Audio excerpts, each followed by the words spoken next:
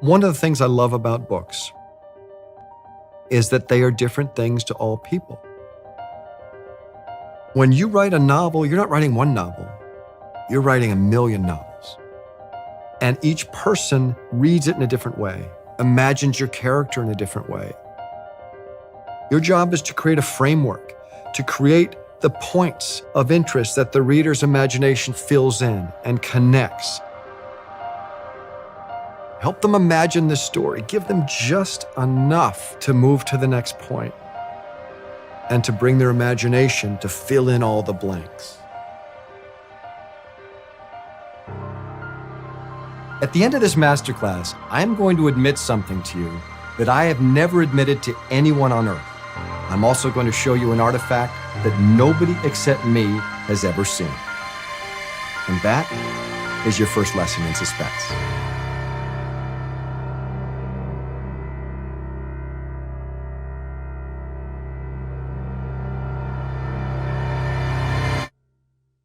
I love the creative process of writing, and I wanted to teach this masterclass in hopes of helping other writers overcome some of the natural obstacles and frustrations that are inherent in the process of writing a novel, so they could get to the point where they're actually doing it, loving the process, and being successful at it. I can't tell you what idea to have or what to write your novel about, but I'm hoping that I can give you a roadmap of sorts to turn your idea into a story. This class is specifically designed to talk about writing thrillers, but I'm hoping that it actually helps writers of all different genres, because what makes thrillers work are elements that actually make all stories work. And this art form of storytelling is at the core of every single art form.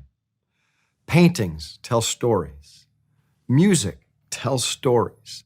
You, as a writer, as a storyteller, are participating in the oldest creative art form on earth. I was very fortunate to grow up the son of a teacher. My father was a mathematics professor. My mom actually was a music teacher. Some of the people I've respected most in my life are teachers. So when I set out to write a thriller and to create a hero, I said, well, he's going to be a teacher. He's going to be just like these people that I respect, that have helped me so much. And in some way, you sort of feel like you're giving back a little. You're reminding people that teaching is the noblest of all professions, and that if we can do one thing for the people around us, it's to help them. And that's what teachers do. That's what this class is trying to do. Written language is how our species has progressed. It's how we remember what we've accomplished and pass it on to the next generation. When I first started out as a writer, I got a lot of very ethereal advice. Write what I know. Write what I'm passionate about. Write a page a day. Show, don't tell. And there's some truth to all of that. But the reality is, it's not all that helpful when you're trying to sit down to figure out how to put a book together. What I'm hoping to do in this class is give the actual nuts and bolts of how do you put a story together? How do you create tension? How do you build character? How do you even decide what to write about? How do you write a finale? How do you weave multiple plot lines together in a way that your reader can follow them and that they serve each other, that they play off of each other? In the world of writing, you learn by doing. And I've been doing this a long time. And what I'm hoping to do here is to help you learn from the mistakes that I've made along the way, the things that I've learned by doing. I also hope that I can share with you a lot of the information that I've gotten from a bunch of great teachers. Above all, what I'm hoping is that this class provides some truly practical tools to help writers create stories, and also I'm hoping we have a little fun along the way. I'm Dan Brown, and this is my masterclass.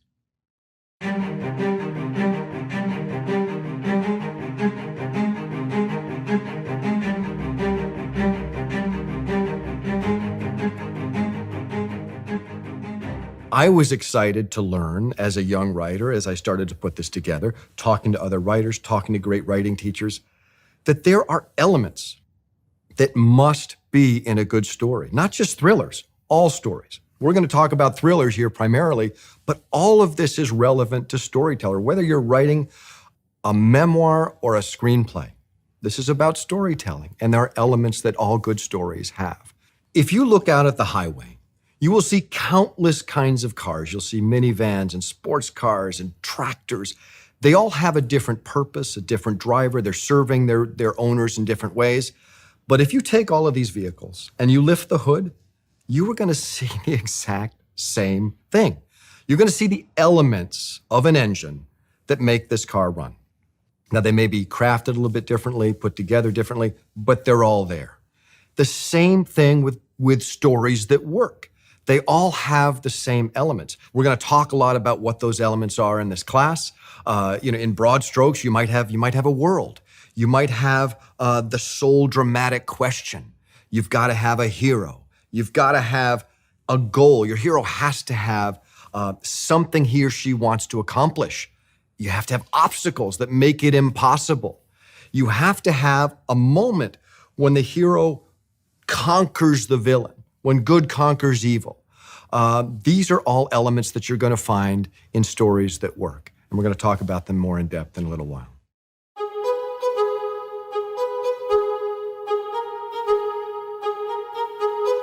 When I sit down to write a book, I think in terms of what I call the 3 C's that I think could be very, very helpful to anyone who's sitting down and trying to outline and write a thriller. I call them the contract, the clock, and the crucible. The contract is that promise that you're making the reader. This idea that if you read this book, you will find out the following piece of information. Will the young attorney escape the corrupt law firm that hired him? Will Ahab catch the whale? These sorts of things. Will the jackal kill his target? You make a contract with the reader and you don't break it. And no promise is small enough that you don't have to keep it. Every single promise you make to the reader, you need to keep. And I remember at the end of Da Vinci Code, I think I had 3 or 4 days to finish the end of this book before it had to go to press. And we had a list of 17 unanswered promises, an actual list saying, this is small, but you've made a promise to your reader, you have to answer it. And we went through and we found ways to give answers to every single question. And the reason people are going to love your book is that when you make a promise, you're going to keep it. And people will begin to trust you as a writer. The crucible is just this idea of saying, don't let your characters run away. A crucible is something that holds things together and doesn't let them escape. If you look at the end of Peter Benchley's Jaws, just a fantastic thriller, you've got a boat that's sinking, a shark that's coming in, and these people, if they had 2 twin Evinrudes on the back of their boat and could drive away, you don't have a thriller. They're sinking. They've got nowhere to go. They're in a crucible. They have to face the villain. Your job is to give your hero one path. He can't escape. He's in a crucible. He's got one way out. And guess what? That way is miserable. It's just filled with obstacles and monsters and danger and personal challenge. That's what's going to make your hero heroic. And that's what's going to make the finale of your thriller exciting and satisfying. And the final idea is this idea of the clock, this ticking clock in the background of every single thriller. There is time pressure. When I wrote Angels and Demons, I wanted Robert Langdon to follow the path of illumination. If he'd had his entire life to do it, it wouldn't have been that exciting. So I decided I'm going to take an antimatter bomb, a literal ticking clock, not subtle, but effective, put it in the Vatican and say, well, you kind of have to solve this by midnight or else there's a big problem. These are the sort of things that you want to do in your writing. You may have an idea for a story. The second you can lay on top of it a time pressure, suddenly you're moving toward the genre of a thriller.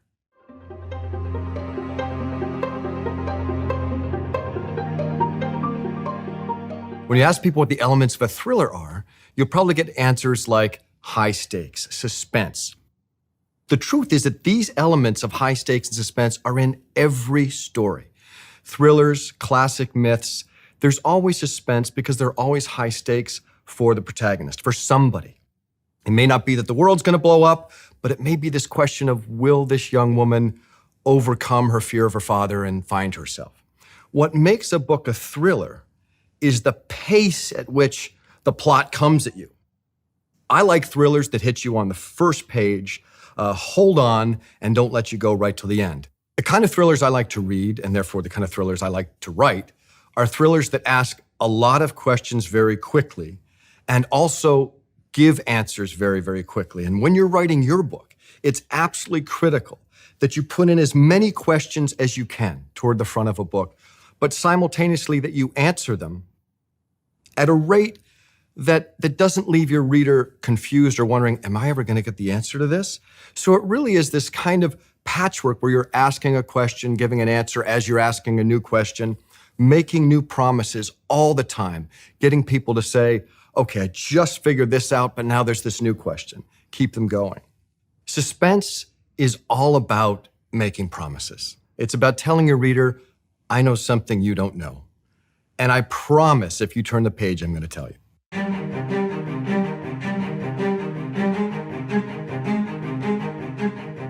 If you want to write successful stories, you cannot overstate the importance of reading. Reading plays an enormous role in the lives of all writers. Writers read to learn, to get ideas, to gain knowledge such they have a perspective on whatever they're writing about. But the other reason they read is to see how other people do it, to see how stories are made. You, as an aspiring novelist, should be reading as many thrillers as you can, or as many memoirs as you can, whatever it is you want to write, see how other people do it. And you're going to learn from people who do it in a way you love, but you're also going to learn from people who do it in a way you hate. That it's not your taste. You're going to say, well, I don't want to do that. I want to do something else. The more you read, the more you're going to know how stories are put together. So I grew up reading the Hardy Boys, these little mysteries with a lot of cliffhangers. I loved them. And then when I went to high school and college, I just read classics. And I really only read the classics, a lot of old stuff, and I enjoyed it. I didn't really know the genre of an adult thriller existed until I was on vacation. I was in Tahiti, of all places, found a paperback on the dock that somebody had finished and left there. And it was a book by Sidney Sheldon called The Doomsday Conspiracy. I didn't know who Sidney Sheldon was. I'd never heard of the book. And I read the first page. I thought, oh my God. And I read the next page, and I read the next page. And I just tore through that book. And I thought, I didn't even know this genre existed. This is like the Hardy Boys for adults. And I had this strange moment when I thought, maybe I could do something like that. I didn't right away, but I also had another experience later on reading the original Bourne Identity by Robert Ludlum. The thing I loved about the Bourne Identity is that one question, that sole brick with which Ludlum built the foundation, was so quiet and ingenious. It's a man with amnesia. Will he figure out who he is? That's the whole book. Will this guy figure out who he is? And of course, you know as the reader, he will, but you just want to see how it happens. And, Ludlum does something so ingenious in this book where you want to like him. You sort of sense he's a good person. But the more he finds out about himself, the worse he seems. He's got, he's a deadly killer. You see his picture on the paper saying he killed somebody. And as a reader, you say, I trust the author. The author's going to show me he's good. But how is he going to overcome all these obstacles that say he's bad? You can actually write a book that's entertaining, from which you learn about all these different worlds, all these different skills, different kinds of people. And I became very, very inspired to try that sort of thing myself. And I wrote the book Digital Fortress that, it's a young novel. I look back and I say, I changed this, I changed that, I changed this. But the bones of it are thriller bones. It's a simple hero. He too is a professor. I was finding Langdon. Wrote a character named David Becker, who was a professor of linguistics, and he gets challenged. He goes on this terrible journey, and all these ridiculous things happen to him, and he has to overcome them, and of course he does. And again, what you will find when you read thrillers that you enjoy, actually any novel that you enjoy, is that you will get the answer and the outcome that you've hoped for, but it will come to you as the reader in a different way. And your job as a writer, give the reader what they want in a way they don't see coming.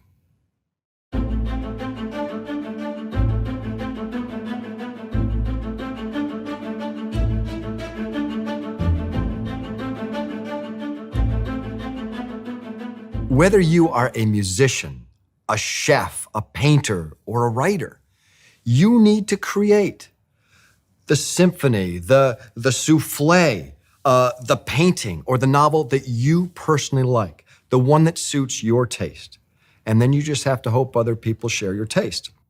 You should never be chasing somebody else's taste. I write the book that I would want to read. Some people love what I do. Some people hate what I do.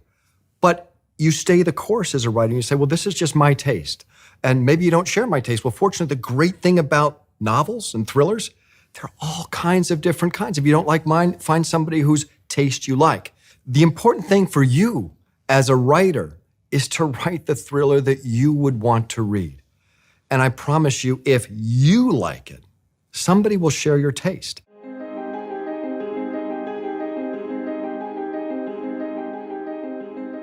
I remember when I was a young writing student and a teacher said, you've got to write what you know.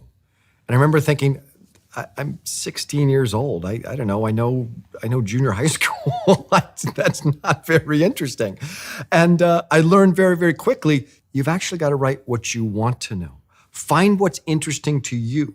Go out and research it. And your enthusiasm as you research this new material is going to help inspire you to do the hard work of writing a novel. It's also going to come through to your readers. If you're excited about this new information, it will come through in your writing. The best advice I can give any aspiring writer is to choose a topic, choose a world that you're excited about. Maybe you don't know about it today, but you might start learning about it tomorrow. And what that will do as you sort of step out of your comfort zone and say, well, I'm an accountant. I just sort of know numbers, but I've always been fascinated in underwater archaeology, for example. Well, guess what? Go start watching documentaries on underwater archaeology. Start reading books. Make a phone call and find somebody who does this for a living. Go visit, look at their gear, look at their photos. Get excited about their world. It's important to remember that thriller writers write about all sorts of different things. I wrote a book about the Arctic Circle and NASA politics and ice science. I didn't know anything about those topics before I started to write the book, but I was interested.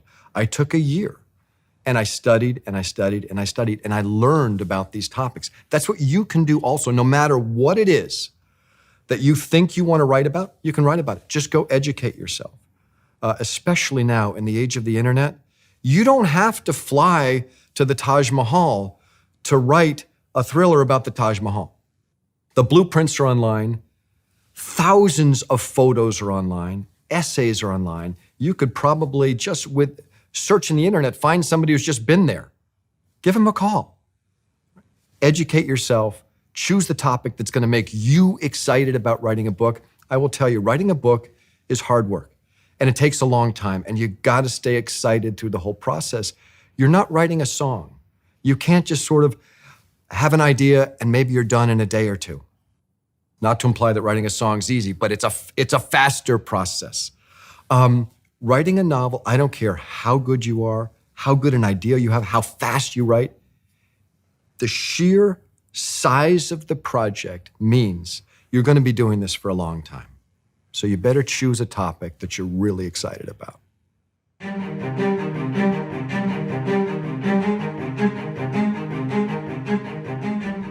So you're sitting at your desk and you want to write a thriller. And you say, I don't have a big idea. I don't know what's big enough to support a whole book. The good news is all the best books are about a single thing. And all you have to do to find your idea is to ask yourself, what is the world in which I want to set my novel? You don't have to worry about the idea yet. What is the world? Well, if the world is, for example, national security, as it was in Digital Fortress, I said, I want to write a book about national security. That's the world you've chosen. And out of that world will come naturally endless numbers of moral questions. One thing I love to do when I choose a world is to choose a world that can support the very old and the very new. An immediate point of conflict. When I wrote Inferno, I thought of overpopulation and genetic engineering against Dante's Divine Comedy. I thought, how do you somehow fuse these two? And for me, when I wrote that book, I said, okay, what if Dante is not history, it's prophecy? What if the story in Dante's Inferno is actually saying this is where you're headed? And then I had a story. I had this idea that I've taken the very old, the very new, fused them, an immediate point of conflict. So as a writer, if you're saying, what do I write about? One thing you could very easily do is just scan the headlines. And when you stop on a story, you're stopping because that's of interest to you. Whether it's about politics or about a celebrity, there's a story there. It's in the news because there's a point of conflict. You can argue both sides. There's some story there that you can use.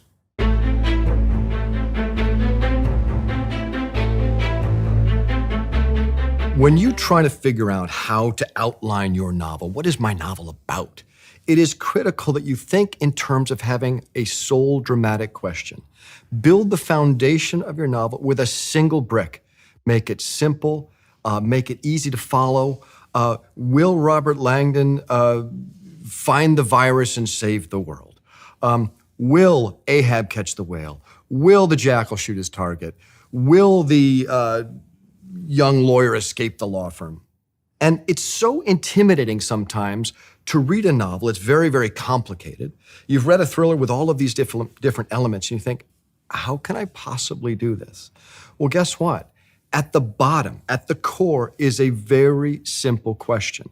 So when you think in terms of what you want to write about, try to ask a single question, say, this is what my novel is about. It's going to make the process seem manageable. It's always your North Star. You can make it confused by all the plot points, but you can come back and say, what is this about? Oh, that's right. I can do this. This is what it's about. I think if you look at any novel you've ever read, thrillers and classics alike, you can distill them to one very simple question. And I'd encourage you, as you're trying to lay out your own story, to do the same.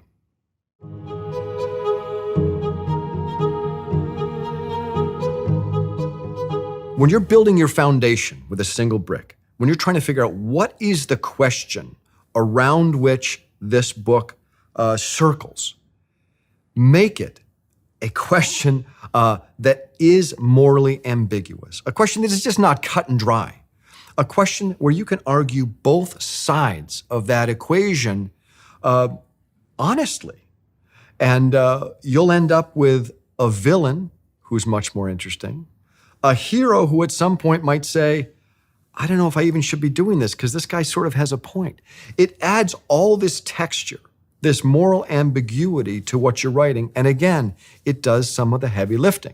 I was a teacher at a prep school in New Hampshire a long time ago, and we had suddenly some Secret Service agents show up on the campus of this school, and they said, we need to interrogate one of your students. We think he's a threat to national security.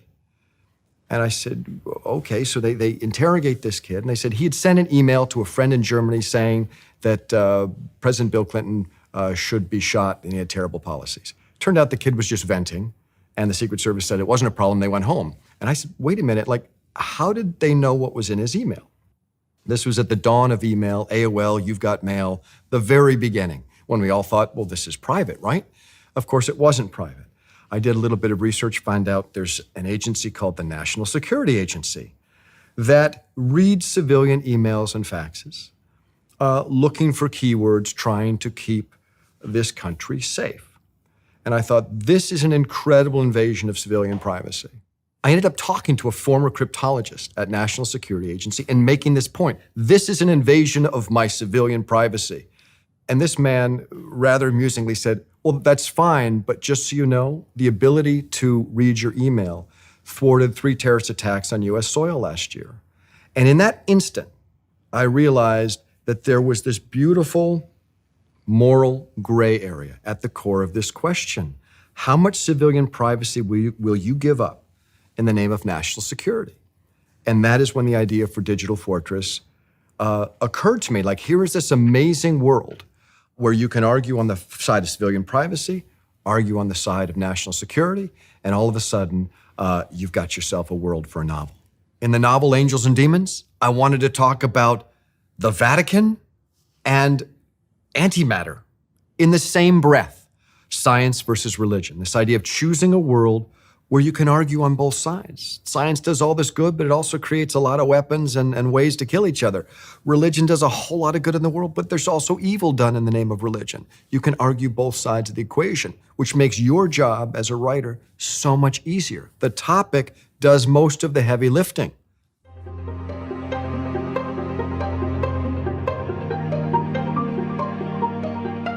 When you're trying to come up with the idea, that sole brick with which you're going to build the foundation for your novel, one great way to do it is to think like a philosopher. You've chosen your world, and now think of it not as a thriller writer, but as a philosopher. What's interesting about this world? Where are the questions? And if you say, well, geez, I don't know how to do that. Well, guess what? Open Google News. Scan down, search whatever the world is, and guess, in fact, what you should do is just search underwater archaeology lawsuit. And you're going to immediately find some point of contact, some point of tension in that world. Maybe you use that idea. Maybe that inspires you to do something else. Maybe you talk to an underwater archaeologist and say, what is the worst thing that's ever happened to you? What is it that you're afraid of? And find your tension that way. When I was trying to come up with a big idea for the Da Vinci Code, I thought like a philosopher. I said, well, what if Jesus were not literally the Son of God? What if he were a mortal prophet? And when I had that framework, I took off my philosopher's hat, put on my thriller hat, and said, what if there are documents that prove it? So you take this very general philosophical idea and you boil it down and put it in the real world. So at the first stages of trying to create your idea, think like a philosopher. Find the gray areas, the points of conflict, the points of contact in that world that you want to write about. And then when you find that, then you can take off your philosopher's hat and sit down and say, okay, I've got a point of conflict in a world that I want to write about. Who's my hero? What does he want? Why can't he have it? And then you're off and running.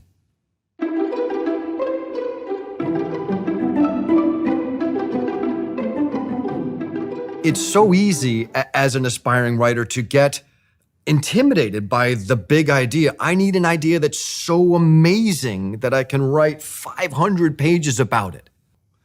Forget that. Let that go. It's not about the big idea. It's never about the what. It's about the how. There's a writer who was pretty successful called Ian Fleming, who wrote the same book over and over and over. There's a ticking bomb. This guy named James Bond has got to defuse it and get the girl. When you start that book, you never say, I wonder if he'll defuse the bomb in time. I wonder if he'll get the girl. Of course he will. We all know that. The question is how it happens. So you should take the pressure off yourself when you're trying to come up with an idea and realize that every single idea has been done over and over and over. You don't need a big idea. You need big hows.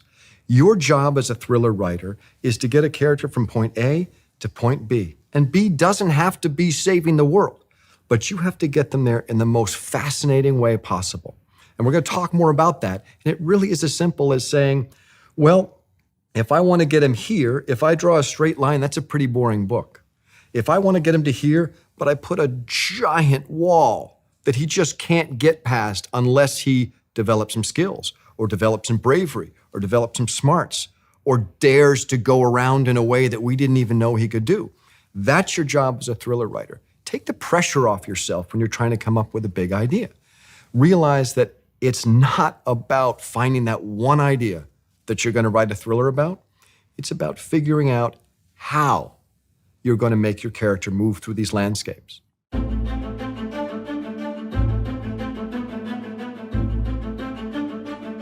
When you're thinking of sitting down to write a novel, you might have a number of different ideas. You might have cast your line in the water and pulled out maybe 3 or 4 possibilities for what you want to write about. Well, how do you know which one to write about? Well, there's a pretty easy way to know. Write the prologue to each one of them and see which one you're dying to finish. Another thing to do is you can write the flap copy. What would this book sound like on the flap copy? What is that 3-paragraph description of the book that's going to make somebody want to read it? And then you decide which one of these stories would I personally want to read? Well, that's obviously the one you're going to want to write.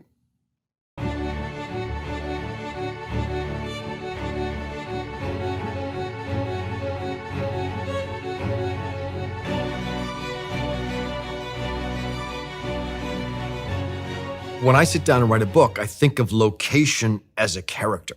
I think that if I choose the right location, it's going to do a lot of the heavy lifting for me. I can write a conversation that takes place in a Denny's restaurant. Okay, if I set that same conversation and put it in the Guggenheim Museum in Bilbao, in the shadow of a 30-foot tall black widow spider, suddenly that conversation feels more interesting. The information itself may not literally be more interesting, but the effect on your reader is that this entire scene is more interesting. And I would encourage you, as you try to figure out, where am I going to set my novels? What are the locations? Choose places that excite you personally. And the fun thing about that is that you can go there, or you can go online and research the place. And so when you sit down to write this scene, there's some inherent enthusiasm about what you're writing, and that's going to come through to your reader. Location not only functions as a character in that it has a personality, it can function as the pillars of your structure, in that you can use location to start to frame your book. You say, I'm not really sure what the action is, but in the case of Origin, for example, I know I want it to take place at the Guggenheim in Bilbao, Casa Mila in Barcelona, Sagrada Familia, the Supercomputing Center. So I've picked these locations that I say, I know I want something to happen there. I don't know what it is yet, but I'm going to put them in an order that kind of makes sense. Maybe geographically, it makes more sense to move in this direction. Or maybe thematically, it makes more sense to move from the world of art toward the world of technology, the Supercomputing Center at the end. Location is going to be an enormous tool for you as a writer to build suspense, build interest, but also build the structure of your book.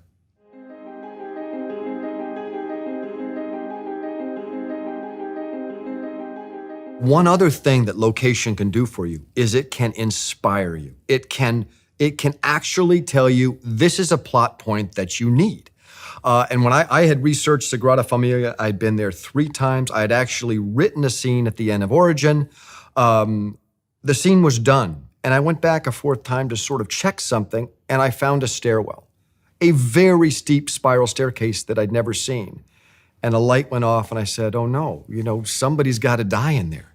And the funny thing about that moment is I'd been having trouble with the end of the book. I had too many secrets to tell, too many promises to keep. And the big finale at the Supercomputing Center was going to include the death of Luis Avila, who'd been tracking Langdon. It was too much for the end. And I said, you know what?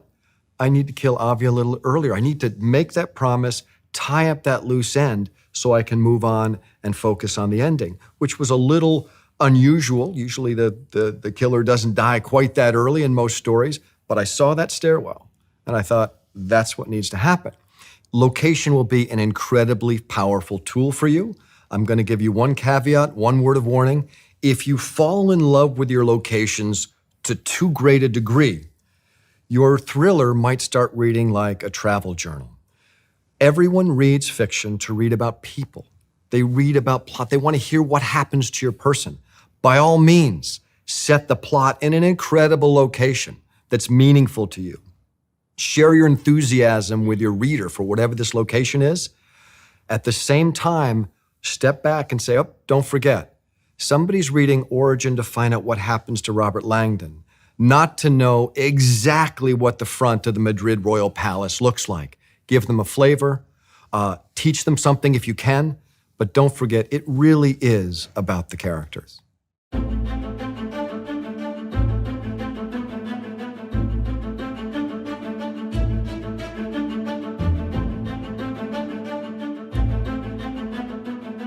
So you've created your world, and you have this fundamental question. It's time to populate this world with characters. That's an incredibly fun process to decide who are the people I'm going to spend the next couple of years with. They better be pretty interesting people. You might think that the characters in thrillers have to be different than the characters, say, in a classic novel or a more literary piece of fiction. They really don't. Thrillers can be made out of ordinary people in extraordinary circumstances. One thing that you absolutely have to do is you have to choose a hero that's suited to the world. If you've chosen the world of underwater archaeology, for example, my guess is your hero's not an accountant. He's probably a diver or an archaeologist or a scientist of some sort or an historian who thinks that they found Atlantis, whatever it is. It's somebody who's suited to that world. If you're writing a book that takes place in an intelligence agency, your hero should be someone who has a familiarity and an expertise in spycraft or in analysis or in global politics. You wouldn't want to take a baker and put him in an intelligence agency. He doesn't have a take. You want somebody whose perspective and world experience serves that world.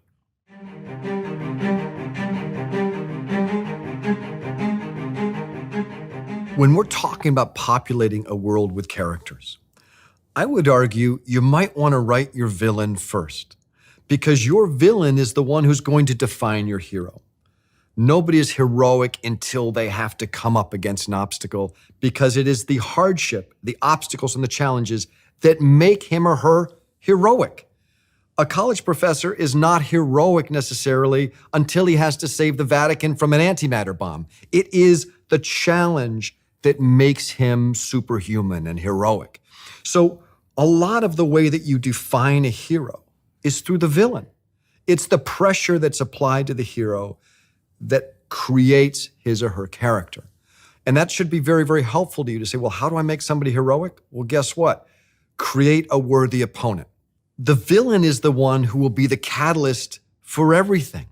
And so it might be very, very helpful to think in terms of creating your villain first. You've got your world. Who is it?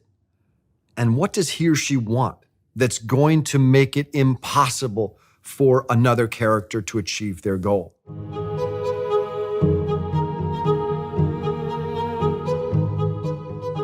Villains are always more interesting when they function in a moral gray area. In Inferno, Zobrist, yes, he created a virus that's going to infect a lot of people, but he did so to save the world.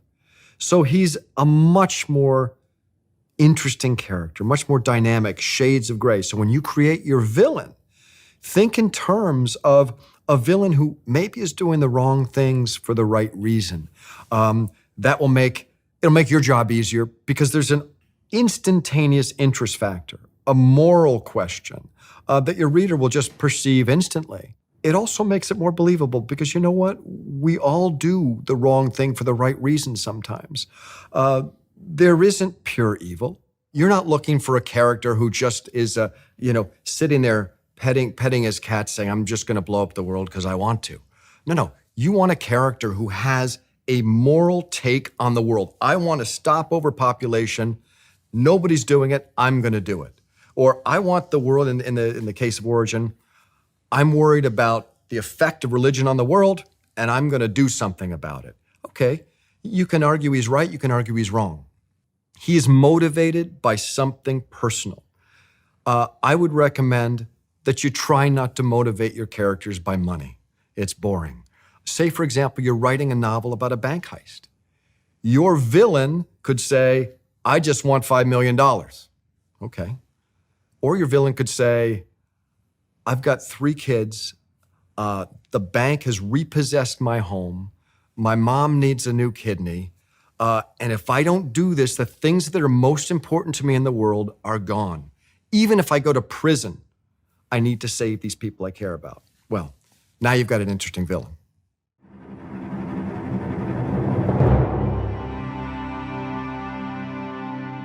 People sometimes ask me, well, how do you introduce a villain? Well, there's only one way, with a bang. People need to know instantly, like, this is somebody that I don't like. This is somebody I'm afraid of. Take a lesson from every Disney movie ever made. Cruella de Vil, she makes coats out of puppies. I mean, she's awful. Bambi's mother gets shot by a hunter. We know who the bad guy is. Um, when I decided to introduce Silas, he's not walking down the street. He's standing in a dark hotel room flagellating himself. Malak is walking through this apartment listening to the Verdi Requiem covered in tattoos. You know this is somebody that you're going to have to deal with. That's the way I choose to do it. And I would argue that, yeah, there's a lot of different ways to do it. It makes your job as a writer much easier if you are very clear when your villain arrives. And I should say that a different way. It makes your reader's job much easier if your reader knows, okay, I know what function this person is playing. If you look at the beginning of Origin, you have a Harvard professor arriving at a museum. Sort of interesting. But the second you take Luis Avila, one block away, who's just beat the hell out of two football players and is walking to the museum to do something evil, well, guess what? You've got instant tension. So you've got Langdon walking into a museum. That's the opening of a novel. You've got a killer a block away who's moving toward that museum with evil intentions. Now you've got a thriller.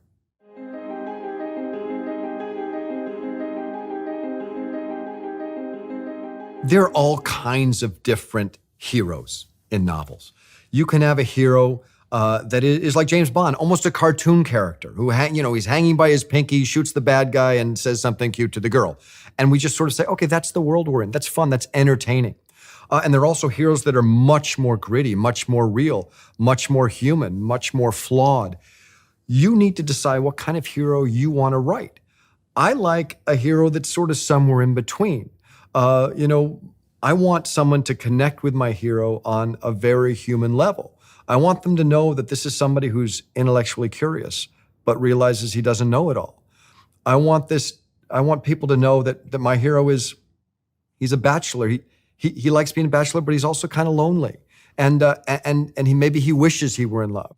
When I created Robert Langdon, I gave him some strengths. I gave him an eidetic memory, a huge knowledge of art and history. But I also gave him some Achilles heels. He's terribly claustrophobic. He can barely ride an elevator. He's a little insecure sometimes, which is kind of funny.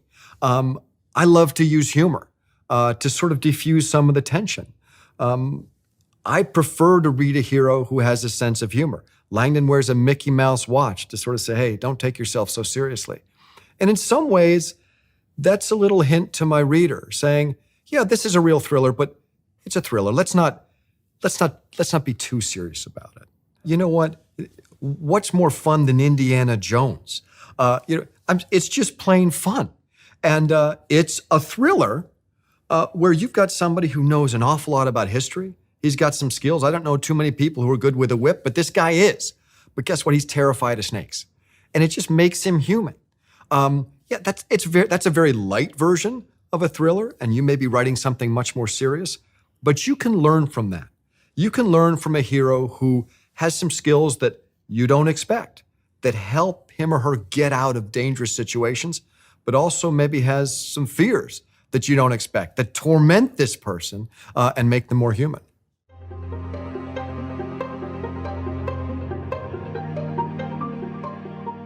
When I was growing up, I grew up on the campus of a prep school, and my heroes were all teachers. I didn't know anything else. The people that I respected were all teachers. My dad was a professor. My mom taught music. Teachers were my heroes. So when I sat down to write a series of books, I chose as a hero a professor. Not somebody who knew how to fire a gun or eliminate 6 guys with jujitsu. This was a guy who had to get out of problems with his mind. And that's what was exciting to me, and that's why I chose it. You're going to have different things that are exciting to you, and you need to choose a hero that reflects your passions, the people you admire. Something that your reader can tie to in a human way. That's why you put a little of yourself in your hero, because it will automatically make your hero human. Whatever you're feeling is a human emotion. Whatever your perspective is on the world, your hopes, your dreams, your fears, your disappointments, put that in your hero, because that makes your hero a real character. And by making this person a real character who is not perfect,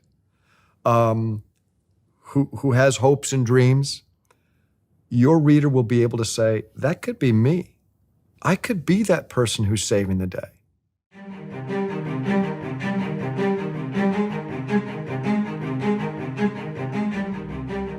Sometimes the characters in thrillers are larger than life. They're super spies. They're commanders of nuclear submarines. They're CIA analysts. But sometimes they're quieter. Sometimes they're much more ordinary. It's a school teacher. It's a priest in the local church. Someone whose skill set serves whatever world you're setting the novel in.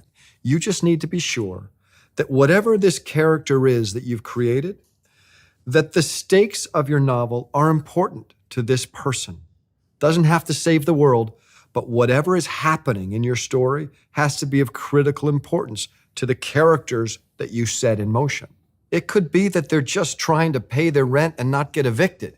It's a big deal to them. So you don't have to write a book where the world's going to explode, or a book that takes place in Sagrada Familia. You can write a book that takes place in a little restaurant that you're trying to run, and maybe you took a loan from the wrong person, and all of a sudden it's come due, and you got 2 kids to feed. The stakes are big to you. That's a decent thriller. Somebody should write that.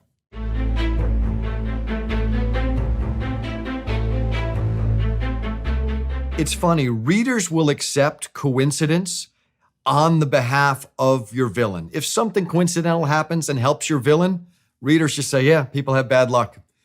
But if too much coincidental good luck befalls your hero, they just say, this author's being lazy. Who's that lucky to guess the password or to find a gun in a drawer exactly when he needs one? You can be easy on your villain. You can never be easy on your hero. And you can't be easy on your payoffs. If your hero is going to conquer your villain, it has to be a Herculean task. It can't be this sort of simple, pat solution. Challenge yourself to make your payoffs difficult, believable, and heroic.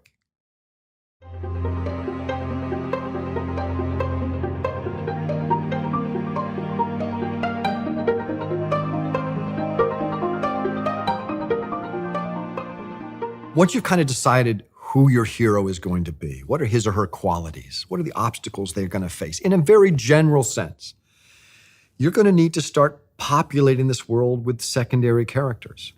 One thing you're going to see over and over in not just thrillers, but all novels, is your hero is going to have some sort of traveling partner, some sort of mentor, some sort of friend with which they navigate this labyrinth that you're setting up. Oftentimes, you'll discover that this traveling partner has a skill set that's very, very different from your hero. This way, you have more choices as an author. Langdon may know a lot about art, but I'm going to pair him with somebody who knows a lot about biochemistry, because guess what? They're in a world of viruses. If I paired him with maybe a Princeton professor of symbology, not that interesting. You just get dialogue of agreement. Nobody's really serving the story. So as you move forward and start to populate your world with characters, choose characters that complement your hero, that have something else to bring. Now, if you've read my books, you know that Langdon, very fortunately, seems to end up with a very attractive woman who has the exact skill set that's going to be helpful to him. This is part of suspending disbelief. The chances of that happening, 0. But we're having some fun here. We're writing thrillers. Langdon meets a beautiful cryptologist in the Da Vinci Code. He meets the queen consort of Spain who has access to all sorts of things in Spain. These are skill sets and qualities that are going to help him. The other great thing of introducing someone with whom your hero might become romantically involved, instant tension. Whether or not it comes to fruition, your reader through the whole story will say, I wonder if they're going to get together. They seem to sort of like each other. Instant tension, and you have to do nothing. It's one of the tools that you can use to help yourself instill your narrative with tension with literally no effort. You've just introduced the right kind of character.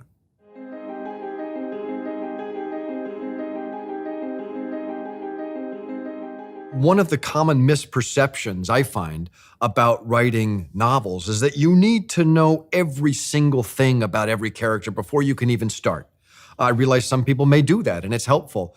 I find that it's too much information. It's overwhelming to have to write 20 biographies of 20 characters before you start. The process of creating characters is a natural outgrowth of plot.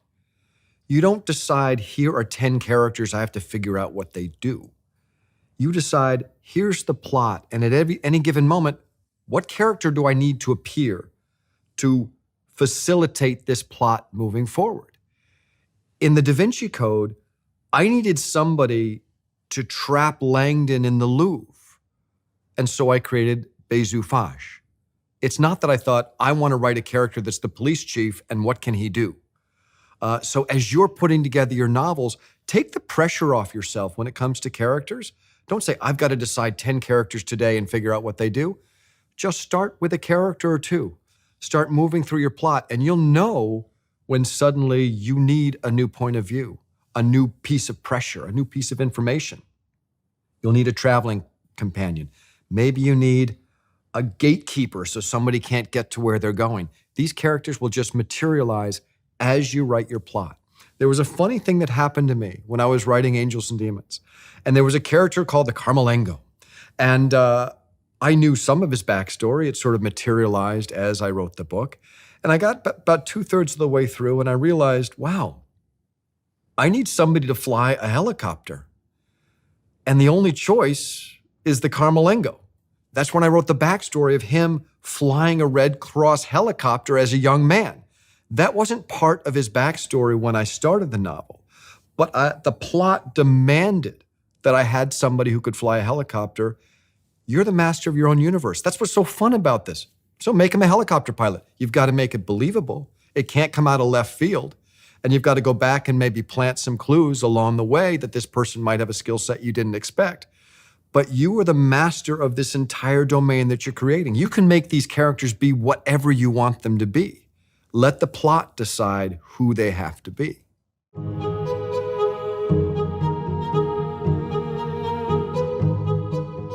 While you may not need to know every single thing about every character, there is one thing you do need to know, and that is, what do they want? What motivates them? What is their take? Why are they taking the action they're taking? Now, you may not tell the reader right away, but you had better know, because you're creating a plot where these characters are going to take actions, and the actions have to be believable. At some point, you have to say, oh, that's why he did that. Part of the mystery may be, why is this person acting this way? That's out of character for them. Well, guess what? You better have an answer. You better have that answer where you say, oh, and you surprise the reader and you say, this is what's motivating them for real.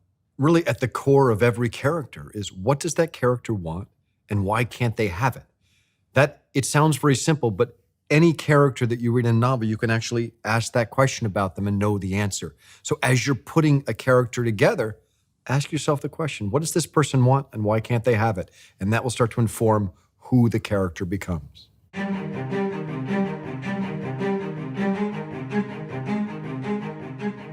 When you're deciding how many characters to put in a novel, everybody's going to have a different idea of that. There are classic Russian novels that have 4 pages of character names at the beginning in case you get lost, which I always did. I was always going back saying, who was that guy? I like a reading experience where I'm more caught up in the plot than trying to remember who's who. That's my taste. So when I set out to write a book, I say, I am going to tell this story with as few characters as I possibly can. And if I can have one character do 2 jobs, absolutely. Because that means that the interrelationships are not diluted by other characters. These relationships are vivid and tight and heated and passionate because they're not diluted with other people. Again, you're the master of this world. You can make people appear and disappear as you need to. I would suggest you make as few people appear as possible, because that is going to make your reader's experience clearer, more dynamic, and with more exciting interrelationships between the characters.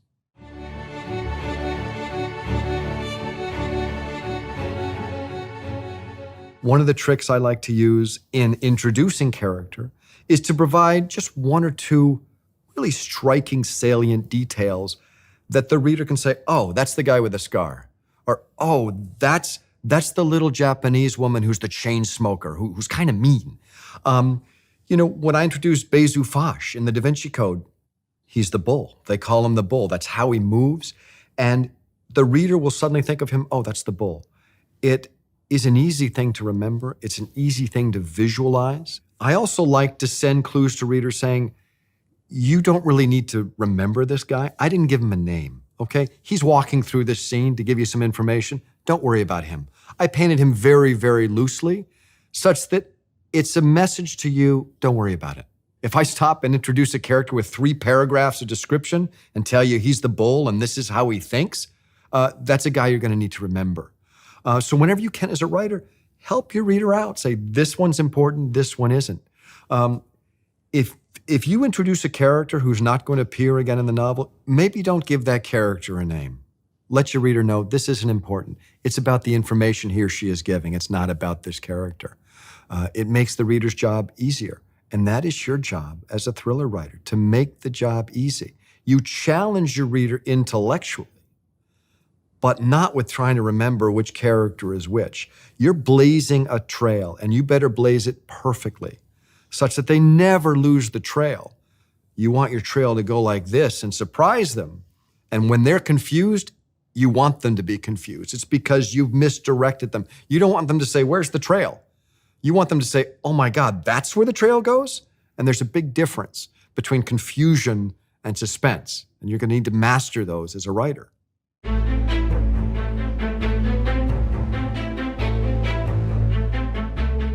When I'm populating a world with characters, the first thing I try to do is to create characters that have totally opposite ideas. You create Edmund Kirsch, who's a militant atheist who thinks the church does enormous damage. You simultaneously create Bishop Valdespino, who lobbies very persuasively the benefits of religion, all that religion does that's good in the world, how terrible the world would be without religion. You have immediately created conflict. And what that lets you do is lets you argue both sides of the equation. And one of the ways to create characters with strong perspectives is to do research. When I wrote Origin, I had to find a fundamentalist religious opinion and a militant atheist opinion, and read them both and understand them. Personally, I fall somewhere in the middle. I don't claim to have the answers. I'm a work in progress. I'm kind of confused by the whole thing. So I said, here's somebody who believes this. Let me read what he or she has to say. Here's somebody who believes this. Let me read what he or she has to say. And then you get both vehement arguments, and you can use them both to create character. When you introduce a character who is an atheist and a character who is a devout Christian, you have made a promise to the reader. And that is, these two people are going to go like this, and you're going to get to watch it. That's what you've told the reader. Now, if you create two characters who feel the same way, there's no tension at all. So as you populate this world with characters, try to put them at opposite ends of the spectrum, at extremes even. That helps create tension.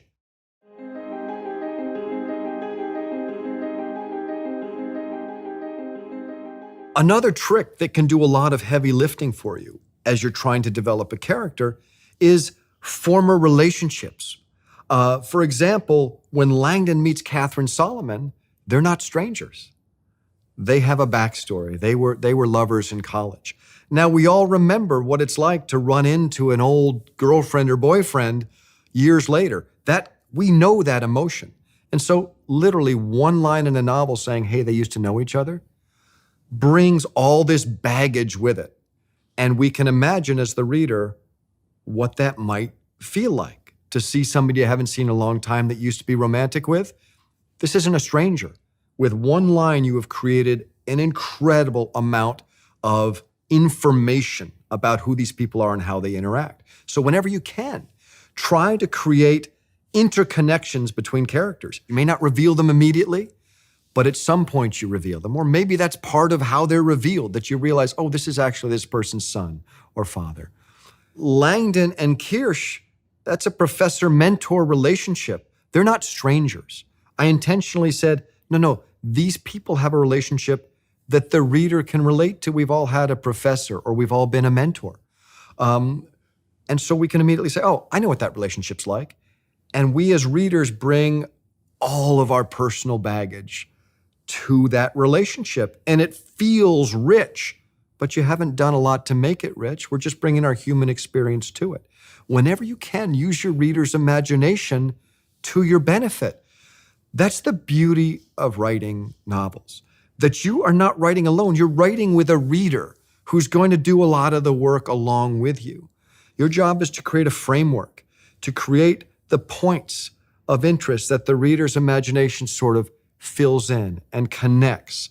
One of the things I love about books is that they are different things to all people. When you write a novel, you're not writing one novel, you're writing a million novels. And each person reads it in a different way, imagines your character in a different way, imagines the settings in a different way. When everybody started reading Harry Potter, they all pictured Harry in their own unique way. And after the movie was made, they all say, oh, that's Harry Potter.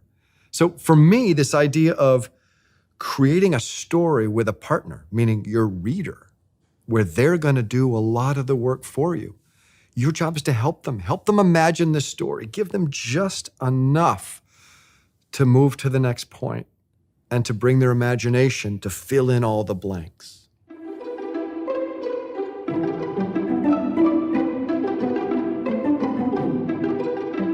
One of the tools I love to use to reveal character is internal monologue. What are they thinking? Literally, what are they thinking? Hear their thoughts, put it on the page. There is no more efficient way to reveal character than to almost literally be inside their head looking at their thoughts. You as a novelist have an incredible palette of colors with which to paint your picture. If you're making a movie, you have one point of view. You just have a camera that's sort of watching the action. If you're a novelist, if you're writing a thriller, you can be inside a character's head and tell what they're thinking. You can be inside every character's head and say what they're thinking. Something as simple as a character looking up at a piece of art and saying, I don't get it, reveals who that character is. A different character may look up and say, that is the most beautiful thing I've ever seen, and I wish I could have that in my home. And that tells you something about the character. The great thing is you're killing two birds with one stone. You're looking through a character's eyes and describing a painting. Simultaneously, the way it's being described by this character in their internal monologue is telling you something about character. Let your characters interact with the world and show the reader their take. What do they think about what they're seeing? That way you don't have to tell anybody. It's happening naturally.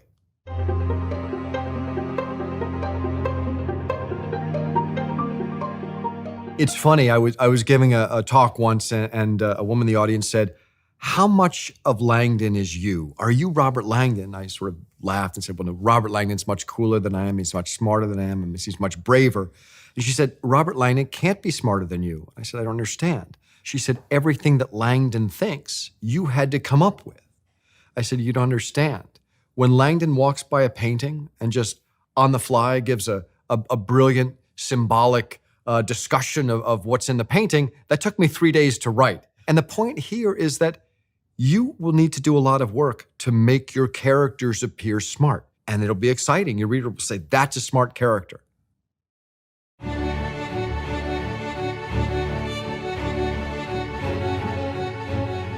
The characters in the Da Vinci Code all serve a different purpose in the story. The story centers on a man, Robert Langdon, who is our hero. He's the one that we're following. He's trying to solve the mystery that we're trying to follow. He's our primary point of view. He is the spine, the heartbeat of the book. And when you write your thriller, you're going to have a character, maybe a couple of characters, who really define the point of view for the whole book. That's the person you're following. But guess what? They're going to meet a lot of other people.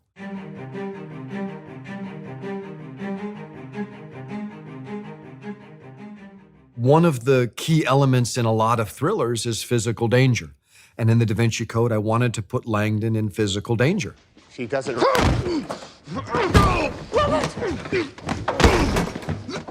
It ups the stakes It's exciting for for a school teacher in a foreign country to suddenly be in physical danger. It's something that we'd want to read about. And I needed to create a character who could do that. And in the Da Vinci Code, that character became Silas. And you learn very, very quickly that he's very dangerous. He walks into the Louvre and he shoots the curator in cold blood. That character becomes, what I would refer to as the muscle. That's the person that Langdon needs to worry about being killed by.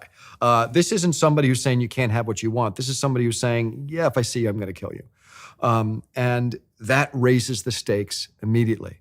Of course, the character Silas, again, works in this moral gray area. He is somebody who is devout. There is a goodness in him. He sees the goodness in the church that rescued him from an abusive childhood. And so you are sympathetic to him. And yet he's taken it too far. And so he becomes a villain.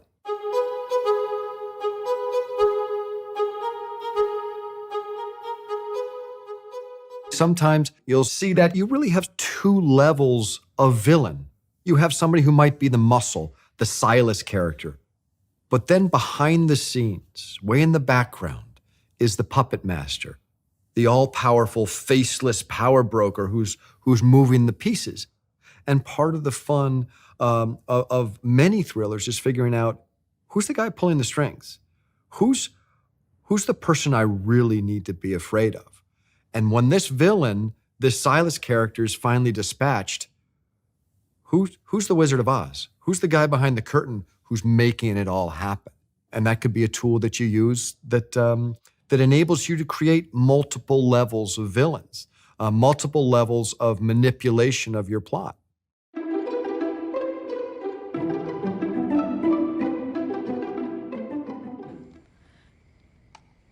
Sang real, it means royal blood. When the legend speaks of the chalice that held the blood of Christ, it speaks, in fact, of the female womb that carried Jesus' royal bloodline. But how could Christ have a bloodline unless... Mary was pregnant at the time of the crucifixion. I was talking about the legend of the Holy Grail, and there's all kinds of conspiracy theory about the Holy Grail. I wanted to be able to present some of the crazier ideas in earnest, but not have it come from Langdon. I wanted to protect Langdon's integrity as an academic, to have somebody say, that sounds crazy. But I still wanted to have the fun of saying, hey, here's some of these other ideas about the Holy Grail.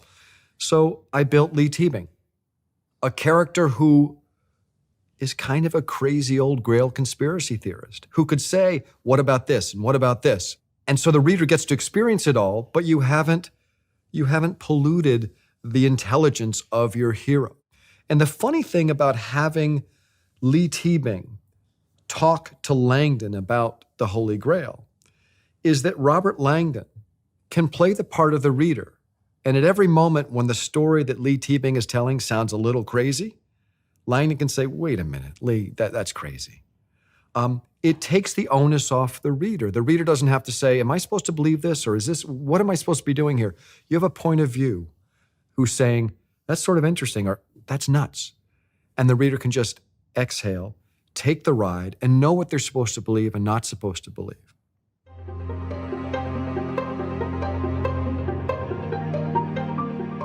Bishop Aringarosa, how dare you presume to... I do not presume, I act. The Vatican's unwillingness to support us is both impious and cowardly. Blood is being spilled because true Christian values lie in ruins. No more. This council has forgotten its very purpose. Some of the most fun you're going to have as a thriller writer is misdirecting your reader. That's part of the process. That's part of the genre. It's part of this idea of saying, I'm going to surprise you. I'm going to say, look over here, this guy did it. Trust me, he did it. At the end, I'm going to say, whoop, nope, this guy did it. And that's just part of the fun of reading thrillers. And frankly, it's part of the fun of writing thrillers. So one of the characters that you may have as you put your book together is what we call a red herring. This idea that the reader's sort of thinking, that looks like the guy who did it. In the Da Vinci Code, that character, the red herring, is Bishop Aringarosa. You think this guy is evil. He must have done it. of course, you find out he's innocent, that he didn't do it. And one little caveat is that he's an Italian bishop, and his name, Aringarosa, literally means red herring. And that was just something I did because I thought it was funny. I was having fun with the process.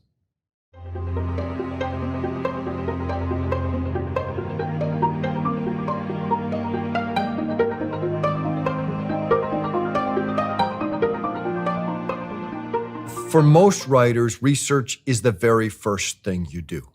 Research helps you decide what you're going to write about.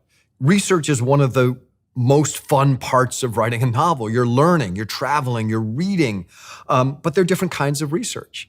There's research that you'll do to start your book, to say, I wonder if this is what I really want to write about. And it's the kind of research where maybe you travel somewhere, or maybe you read a bunch of books about a topic. And that's sort of exploratory. That's casting your line out and trying to find ideas. But that first step is really just to learn about the world, let it inspire you, and let some of these questions start to percolate. Research as a first step will get you excited, it will give you ideas, and it will help you choose a world, which is really the first thing you need to do.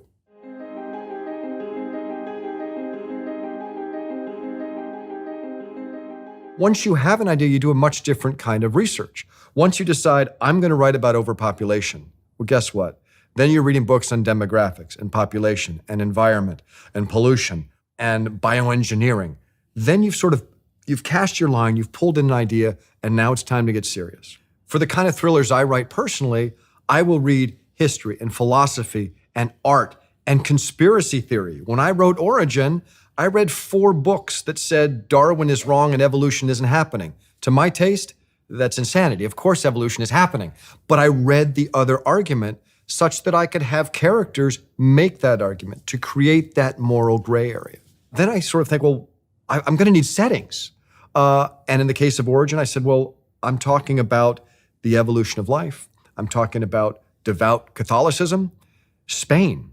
I just said, what a great setting. Very, very devout Catholic tradition, but also modern art, advanced supercomputing. They have a very sort of advanced scientific thinking. And in that particular country, there is this conflict already between the very old and the very new, modern thinking, ancient thinking. And I decided Spain is going to be my world. That came out of research. That wasn't pulled out of nowhere. That is researching and deciding Spain's going to be my world. Once I make that decision, I say, where are these settings? Again, research. What's amazing in Spain? I could set this in the middle of the desert in Spain, not that interesting. Literally, I happen to have lived in Spain, so I know Spain well, but I might have pulled up, what are the top 10 things to see in Spain? It might be that simple as a point of departure. And maybe you don't know that the Guggenheim Museum is in Bilbao. Maybe you find that out researching your novel and you say, are you kidding me? There is this amazing modern art museum. I could set a scene there. Boom, you're already moving. You're already saying, okay, I'm going to set a scene there. What else? There's a cathedral by Gaudi that's taken 100 years to build, and it's a shrine to organic structure. Well, I got to use that. You have another pillar. And this kind of research, inspiring you through learning, is going to make structuring your novel so much easier. It's just going to make decisions for you. I guess I have to set a scene there because it's so cool I can't even believe it exists. And I'll tell you, when I was writing Origin, I actually didn't know that the Barcelona Supercomputing Center existed. I found that out about halfway through the novel, through research, and I was stunned. It was as if somebody had built the absolute perfect location for the finale of the book. That research was inspiring. It changed the finale of the book, the location. The finale would have been the same, but set in a different place. That's what research can do for you as a writer. It will inspire you, and it will help make decisions for you.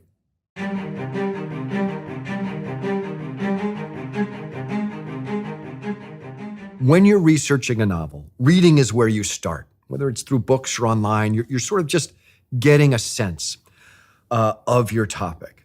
But there's going to come a point when you need to talk to real people and see real things. You're going to want to talk to a specialist in whatever field it is that you are researching. When I'm writing Origin about the Guggenheim, I went to the Guggenheim. I talked to the curator and said, tell me about modern art. I've got a character who knows nothing about modern art. He only knows classical art. And he's really confused why a wheelbarrow full of Jell-O is considered art, for example. And I learned a lot through that process that I couldn't learn from a book. The other great thing about talking to real people is you have ideas for characters. Somebody's giving you information. You're like, this guy's just a character in my book. You hear how people talk. You hear the dialogue and vocabulary that they use. It's all inspirational. One experience that I think you'll have as you start taking your research seriously and talking to specialists, you'll be amazed how eager people are to talk about what's passionate to them. And I had an experience writing Deception Point, a book set in the Milne ice shelf. I knew nothing about glaciology and ice studies. And I called a glaciologist and said, I'm just this guy in New Hampshire. I'm trying to write a book. Can you teach me about glaciology? And I thought he'd hang up on me, but no. He said, are you kidding me? You want to talk about ice? I love ice. Let's talk about ice. And you'll have that experience too. You go talk to a baker and say, how do you make the perfect dough to make a croissant? This person's not going to throw you out. They're going to say, come in. Like, you want to talk about dough? Let's talk about it. You don't have to go to Bilbao and talk to the senior curator of the Guggenheim. You don't have to travel the world. There are specialists in every field. If you want to write a thriller about a restaurateur who can't make ends meet and takes a loan from the mafia, well, you should go in and find out what kind of pressures are on a restaurateur. Fill your novel with specifics, with accurate information, and the only way to get that is to go and talk to people and visit places.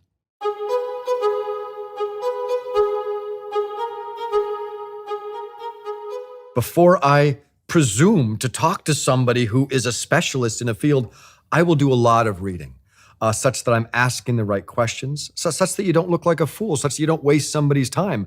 I'm not going to walk into the Guggenheim Museum and talk to the head curator without knowing a lot about that museum. You can be perfectly humble and say, I don't know much about modern art, and these are my questions, but this is what I've thought about. This is what I've read. I'm not wasting your time. I'm not saying, just tell me about modern art. No, I'm coming in and saying, what's the definition of art? Why is that thing right there art? Asking specialists what the connection between their world and your world will be enormously powerful for finding those connections with which you can surprise your reader. Those are the sorts of experiences that you'll have as a writer if you take your research seriously. And it will inspire you and it'll help you create much more interesting books.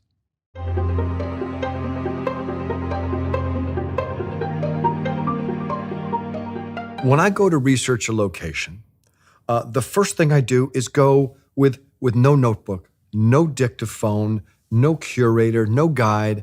I step into a space and just absorb it and notice it and say, what is it that I remember about this space? It's not until, and maybe later in the day, that I come back and say, okay, now I'm going to start really absorbing this space. The important thing that you do is that you absorb the information and you keep it, that you don't forget it. I don't know about you, I have a short attention span, a short memory, and so when I step into a space to do research, I have a notebook, a dictaphone, a video camera. I am collecting as much information as possible, as quickly as possible. In no particular order. I'm not worrying about putting it under subheadings. It's just a pile of information. I collect a lot of information on just a video camera. I want to know, the great thing about taking video is you hear the space, you see the space, and you move through the space. You can literally hear your footsteps and say, oh, it's 12 steps from this door to that door. I've already done it. So when you write that scene, you know exactly how far it is. Maybe you even tell the reader, say, trust me, I know this space. Those are the specifics that are going to make your book feel real. Those are also the specifics that are going to make you feel good about what you're presenting. It's going to motivate you to get everything right.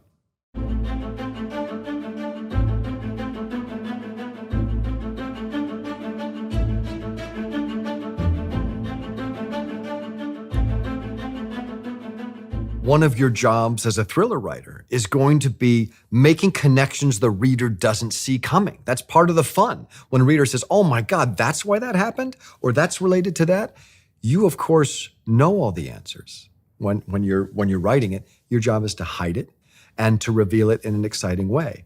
And you say, well, how do I find these connections? How do they magically appear? They don't magically appear. You do a lot of research. If you pick 100 pieces of information out at random, you have much greater possibility of finding 2 that are related than if you're lazy and pull out 3 pieces and you say they're not related. You're right, they're not related. Keep looking. It's a process of attrition. If you pull 200 facts out of the world, it is not difficult to make sure that a couple of them are connected. When I was researching origin, I knew that the world was science and religion. It was evolution. It was the interplay between science's version of where we came from and religion's view of where we came from. But I'd also said it in the world of modern art. I wanted Langdon to be a fish out of water, sort of exploring a world that he hadn't explored before.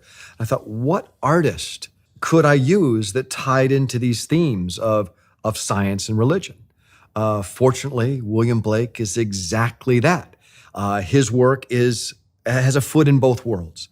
And I said, well, I have to use William Blake. He's perfect. I didn't know how I would use him. You don't need all the answers on day one. I just thought William Blake's going to be perfect. He ties into the themes of this book. So without having all of the answers, I make a note to say, we're going to be looking at the art of William Blake. And that's really when you start the research process all over again. You dive into the works of William Blake, criticisms of his work, and you figure out, how can I use him? What little tidbit am I going to see? And it could be one line out of a 300-page book. And I don't want to pretend that I read a 300-page book on William Blake and know every word. I'm skimming. I'm looking for a diagram, just something to sort of go, wait a minute, I'm going to find out about that. And that's what you can do, that you can sort of decide, I think this idea right here is going to work for me. And I don't know how. And then you research it. And through that research, you'll figure out this is how it's going to work. He wrote a poem about science and religion. Whoa, okay, hold on. The dark religions are departed and sweet science reigns? Are you kidding me? That's perfect. The only way I found that is through research. And you put a big circle around it, you say, I'm going to use that somehow. I still don't know how, but it's perfect. The harder you work at researching, the luckier you will get. The more work you do to gather information, the more fortunate you will be when you start looking for connections, when you start looking for big ideas, when you start looking for amazing settings. Don't skimp on your research. It will make the rest of the process so much easier.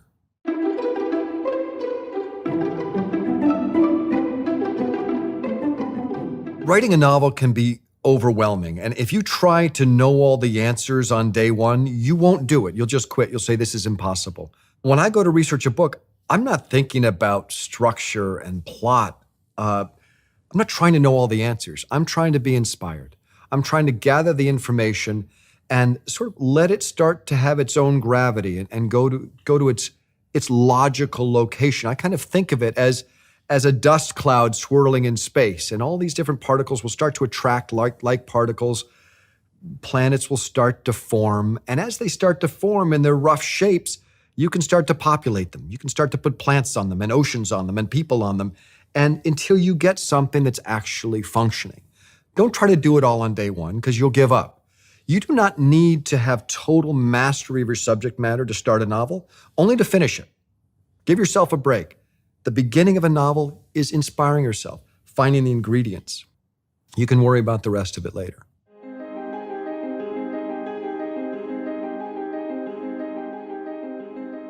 At some point, you'll need to sit down with your research and say, I may have taken 2 hours worth of notes on this, but I now realize I don't need it. And that's okay. Just because you have the information doesn't mean that you have to use it. In fact, that touches on the most important thing you're going to do as a writer, and that is editing. That is knowing what to leave out. If you write a chapter and I ask you, what happens if you take that chapter out of your book? And you say, well, nothing. Well, guess what? It doesn't belong in your book. You can decoupage it and put it on your refrigerator if you love it. It doesn't belong in your book. You're serving a story. So say, for example, you find this amazing piece of information. You've done your research and you say, wow, there's a Catholic sect in Seville called the Palmarian Church that's really interesting and has a fascinating history. That would work perfectly in a novel. Okay, where? How? That is your job as a thriller writer, to say, how does this piece of information serve my story? How does it relate to my hero? How does it relate to my villain? And guess what? If you don't have an answer for that, you have to throw the Palmarian Church out. If it doesn't serve your story, I don't care how interesting it is, take that piece of research that doesn't fit in this novel and put it in a file called Ideas for the Future. And when it comes time to write your next book, you're already off and running. Open the file and look through it and say, oh, geez, that's right. That didn't work in the last book. I can build my next novel around this one idea, around this particular piece of research that I did for a previous book. And that's happened to me over and over. When I research a novel, I end up, for every 100 bits of information I have, I use 10 of them. Well, guess what? My file for Ideas for the Future is this thick. 90 of those go into that file. And I can just flip through and say, that element right there that didn't work in Angels and Demons, that might work in Da Vinci Code. You're serving a story. And if your research doesn't serve the story, then it has to just disappear.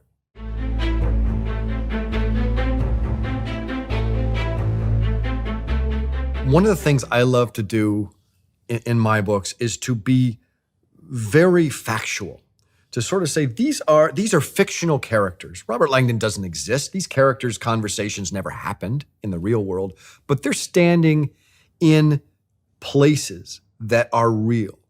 They are looking at documents that are real. They're looking at paintings that are real. For me personally, I love to learn, so I like to write books that teach something. Not every book has to do that. You're a fiction writer. You can take whatever liberties you like, but you have to be fair about it. You can't imply something's real if it's not. But readers are reading a story. If you want to create a fictional school and set a novel in it, fine. Your reader will understand, oh, this is a story. If you want to say, this professor is a professor at Harvard University, this is what the campus looks like, this is how far it is from this building to that building, that's another way of doing it. That's how I like to do it, but that's not the only way to do it. When I take creative license, I do it very, very sparingly. And it's for example, I remember writing the Da Vinci Code. There was a bathroom in the Louvre that Langdon had to get out of. And it was on the right side of the corridor. I put it on the left such that he could get out a window. To me, that's creative license that is reasonable. It's within the spirit of fiction. I was called on it. People read books very, very carefully. That's something you should know as a writer. You are essentially, when you write a novel, you're blowing up a hot air balloon with a target on the side, handing everybody a BB gun, floating it up and saying, so what do you think? You are going to get people saying, you know what, I liked it, but this, and this bothered me. So you need to be rigorous in your world of being fair to the reader. When you take creative license, make sure it's clear that you're taking creative license. It's fine. Readers will understand that. They're jumping on this train for the ride. They don't care if it's a real train. Your job is just to create something that's consistent and fair to the reader.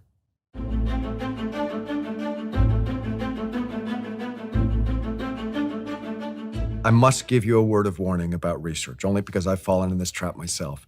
There is a point when research becomes procrastination.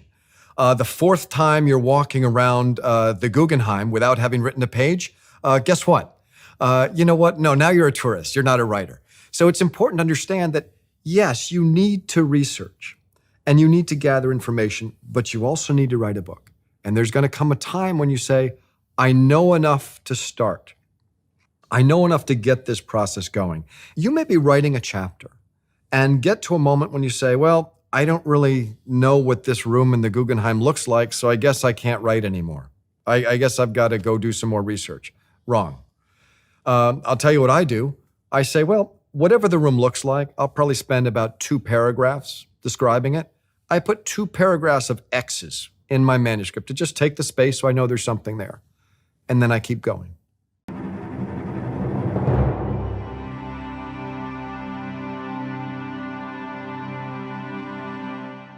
One of the things that I thought might be very helpful in this class is to walk you through the process of creating a thriller from the ground up, creating the world, asking the questions, figuring out who the characters are, and just doing that together right here.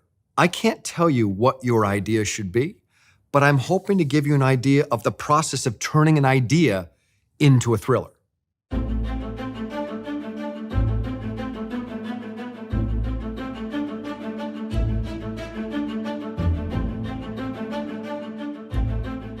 So the first thing we're going to do is to figure out what is the world in which we want to set this thriller. How about if we choose the world of winemaking, for example? I know nothing about the world of winemaking. I love wine, but I do know that the world is filled with a lot of ego, a lot of money, eccentric characters. There's a lot of possibilities in that world. So let's right now just choose winemaking. That's the world in which we're going to set this thriller. So now that we have a world, let's figure out what this question is. What's the moral gray area that we're going to be writing in? In the world of winemaking, it may be using pesticides that could hurt people. Maybe it's that you're promoting a product that's addictive. Another idea might be your moral obligation of how to use your land. Can you use your land however you want? What if that's hurting other people? If there is a river flowing through your property, can you use all of that water to water your vineyard, leaving nothing for the vineyard next door? Or is there a moral obligation, maybe even a legal obligation, to let some of that river flow on to your neighbors? Doesn't sound like a thriller yet. Sounds kind of boring. But you've got an interesting world. You've got kind of a subtle gray area. Now let's try to turn it into a thriller.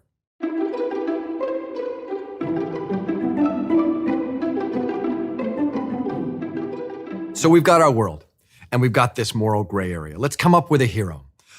You're in the world of winemaking. An obvious hero would be a vintner, a winemaker. Let's create a hero who is a superb winemaker, maybe world-renowned. One of the best winemakers. He has a little boutique vineyard. He's got vines that have come over from Europe 3 generations ago. His family has been making wine for a long time. And last year, tragically, his wife was driving to the airport to pick up his parents, and on the way home, they had a car accident. His parents are gone. His wife is gone. He's a widower. He has 2 kids that he needs to feed. So there's our hero. But he's not really heroic until there's a lot of pressure applied to him. We need somebody to apply pressure. We need a villain. We need some extraordinary set of circumstances to apply pressure to this ordinary person.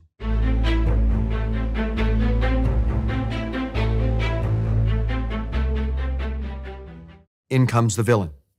In this case, why don't we make it some huge corporate agro business that has bought all the land just upstream from him. And maybe they've decided to take all the water in that stream and use it for their business. And all of a sudden, you have a hero with 2 kids to feed who's running a vineyard, and he walks out, and one day the river from which he takes all of his water is dry. Panic. In 1 week, his vines will die without water. By the way, there's the ticking clock. He has children to feed. He has ancestors to honor. He has nowhere to run. He has no trust fund. He's a winemaker. This is his livelihood. And all of a sudden, in a flash, his livelihood threatens to disappear. You now have the elements of a thriller. You have a potential hero. You've made a contract with your reader. Trust me, this man that you care about, because he's got to feed his kids and he's doing the best he can, he's going to figure out how to handle this. We have no idea how he will get out of this situation, but we know that he will. Your job as a thriller writer is to figure out how. How does he get out of this?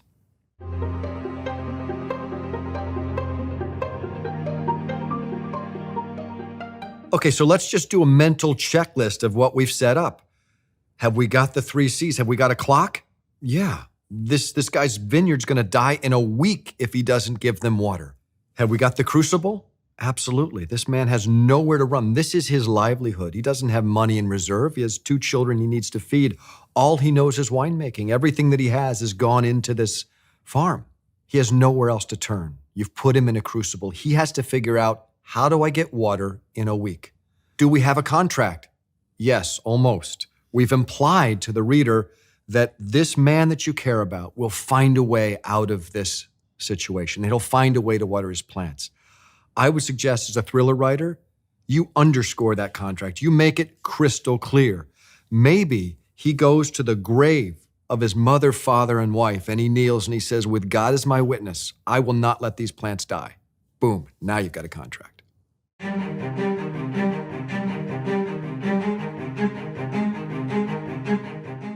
Okay, so we've got a world, we've got a moral gray area, we've got our contract, our crucible, our ticking clock, we've got all of that. So where do we start? How do we write chapter 1? What does chapter 1 have to accomplish? And the answer is a lot. So let's take a look at how we do that. Well, we've got to introduce the world. You've got to tell the reader, where is this book set? You've got to introduce a hero, saying, well, who are we going to be following? And you've got to introduce some conflict. That's what makes it a thriller. You introduce the conflict very, very early. You catch the reader by the lapels and you just don't let them go. The faster you can introduce conflict and catch the reader, the better. The better the chances are that your reader is going to love what you do and want to follow it. One of the things that I like to do in my books is start with a prologue. Some writers like prologues, others hate prologues. I like them because I feel like it's a little bit of a trick to get the reader to become invested in the story before they know they've even started. They say, like, I'm hooked and I am not even to chapter 1.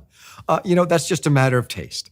And it's really just a matter of nomenclature. The prologue, I guess, could be chapter 1, but there's something about a prologue that I personally like. It's a soft way to sort of lure somebody in and then catch them before they have a chance to decide to go read something else. So one idea for a prologue for our winemaking thriller is that it opens maybe in a corporate office of this massive agro business where there's a winemaker who's in dungarees and flannel, and he's a little dusty, and he's a fish out of water, and he's sitting there very, very nervously. And he's ushered into a room full of very, very well-dressed corporate people who say, well, we know you're the winemaker who lives next door. We know that you don't have any water for your vineyard, and we're going to buy your vineyard for pennies on the dollar. Take it or leave it. Here's the offer. And the man thinks, wow, well, I can't possibly do that. I'll go bankrupt. And they say you don't have a choice. You have until tonight to make the decision or the deal is gone. And as this poor winemaker leaves the building, behind him, one of the corporate guys says to the other, make him sell by midnight tonight, or you know what you have to do. ...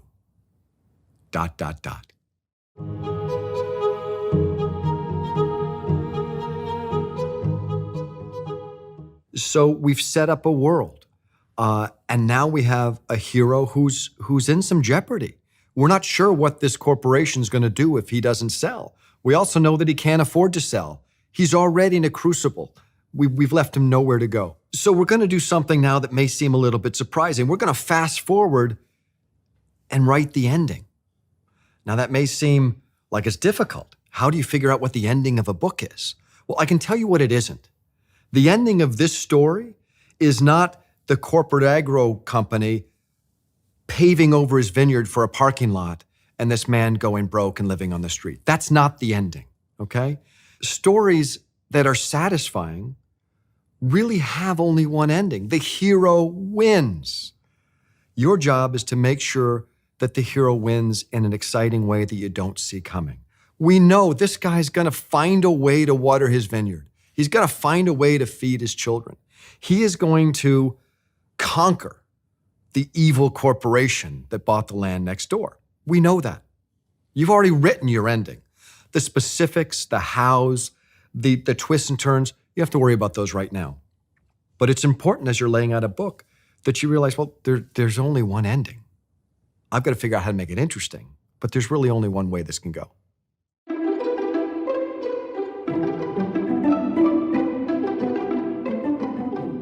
So we've come up with a beginning. We have a rough sense of what the finale is going to look like in very general terms. And we think, okay, we've got this huge area in the middle. How do we fill it? And that's the most daunting task. You say, well, novels have a beginning, a muddle, and an end. We often joke that, the middle's the hard part.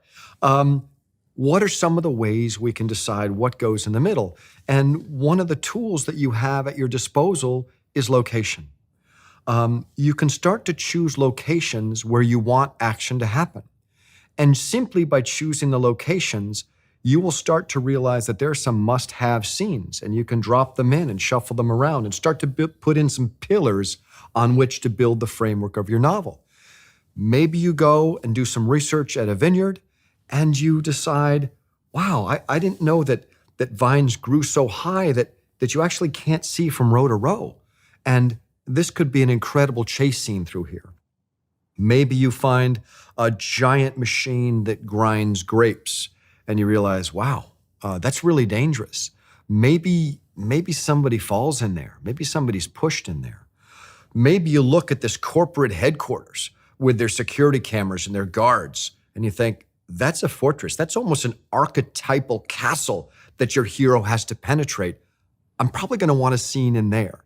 And you start to use location to decide what kinds of scenes might go in a book. You let location do some of the work for you. And that's an exciting part of writing a book, because you start to feel the shape taking place. You start to feel the tent poles going up on which you're going to stretch the fabric that actually is your story.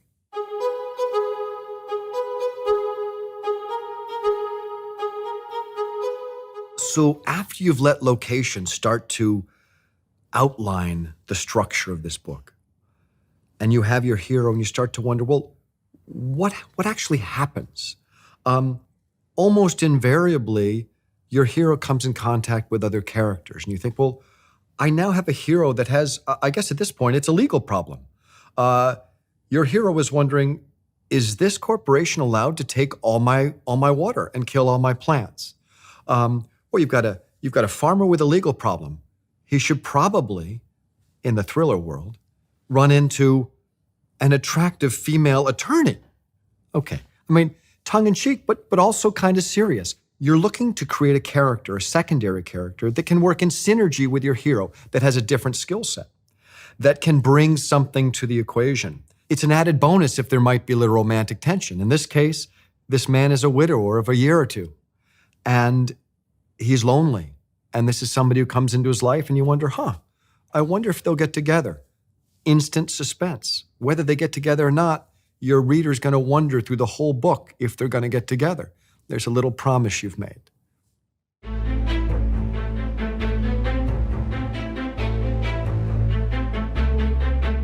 So you have this secondary character who's come in and said, I will help you. She says, I hate this big corporation. I hate what they're doing to our land, and I'm going to help you. I'm going to help you pro bono because you have no money. Maybe she goes in and she tells these people, what you're doing is illegal, and I'm going to make you stop. And tomorrow we're going to have a meeting.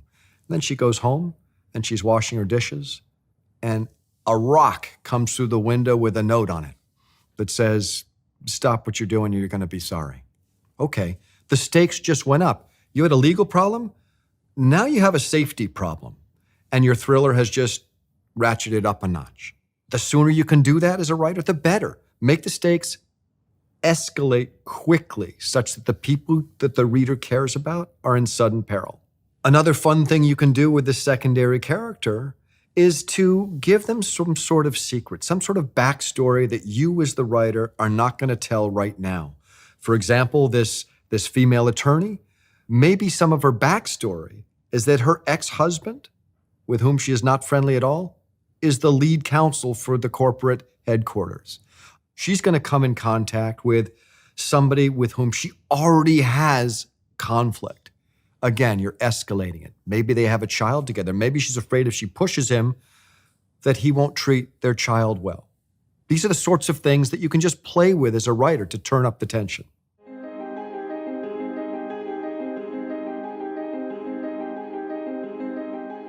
Nothing will make your lead character heroic faster than a big obstacle that he or she can overcome.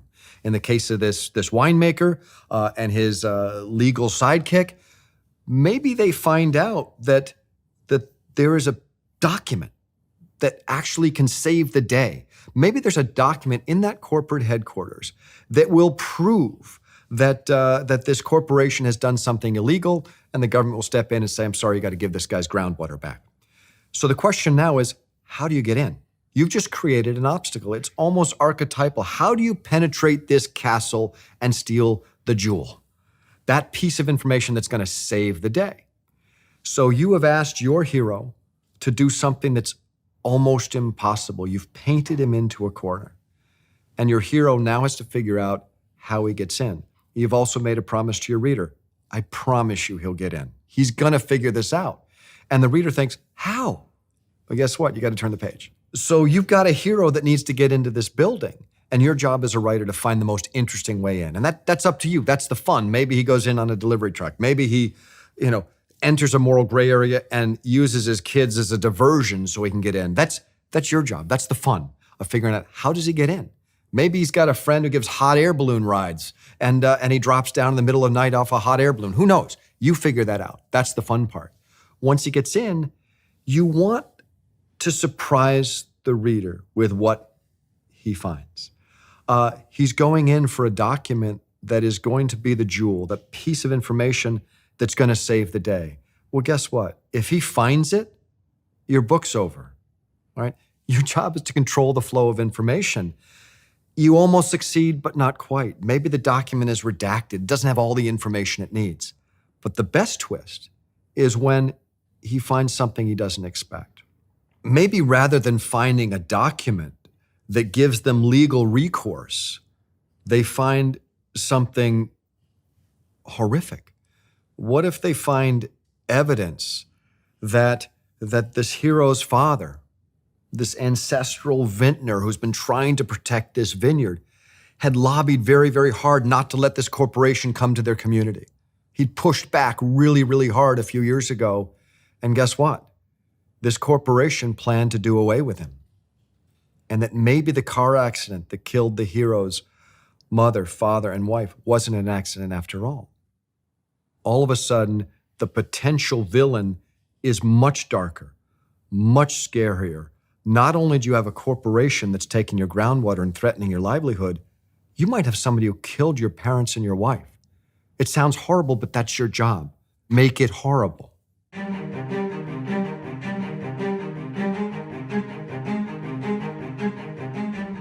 One tool that a lot of thriller writers use to create suspense and accelerate the tension is parallel plot lines, checking in with the hero, checking in with the villain, going back and forth, reminding the reader that as this poor farmer is trying to carry buckets of water from a neighboring river to water his plants, the villain is in the shadows watching. Remind your reader of the stakes constantly. Show the villain. Remind the reader that your hero is in jeopardy.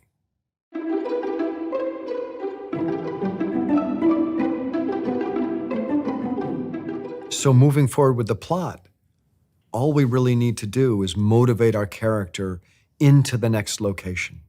And if the next location happens to be the rows and rows of vines, and you realize that this farmer is now being chased, we know that we want a chase scene. We want to actually say, no, trust me, there's enormous danger. They find out what he has discovered and realize not only are they going to face legal trouble for taking the groundwater, maybe they're murderers. Maybe they're going to face charges for murder.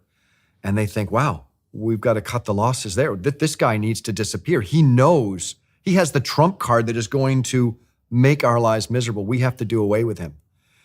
And you've already decided, I'm going to have a scene in the vineyard. Maybe that's the moment that they're running.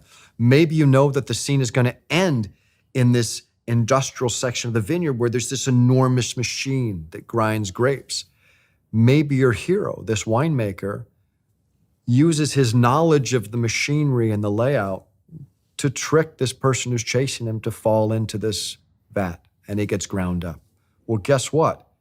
Now you got two sets of murderers. You've got a man you're sympathetic to who now has a dark secret. He killed somebody. Your thriller is now really taking shape.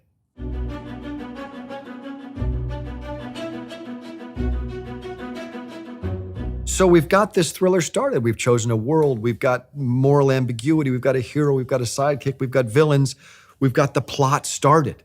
We've got the stakes that keep elevating. This is the process that you will go through to start moving toward the finale that you know what it has to be. Now, there's something you need to remember about the hero winning, that the hero needs to win in a way we don't see coming.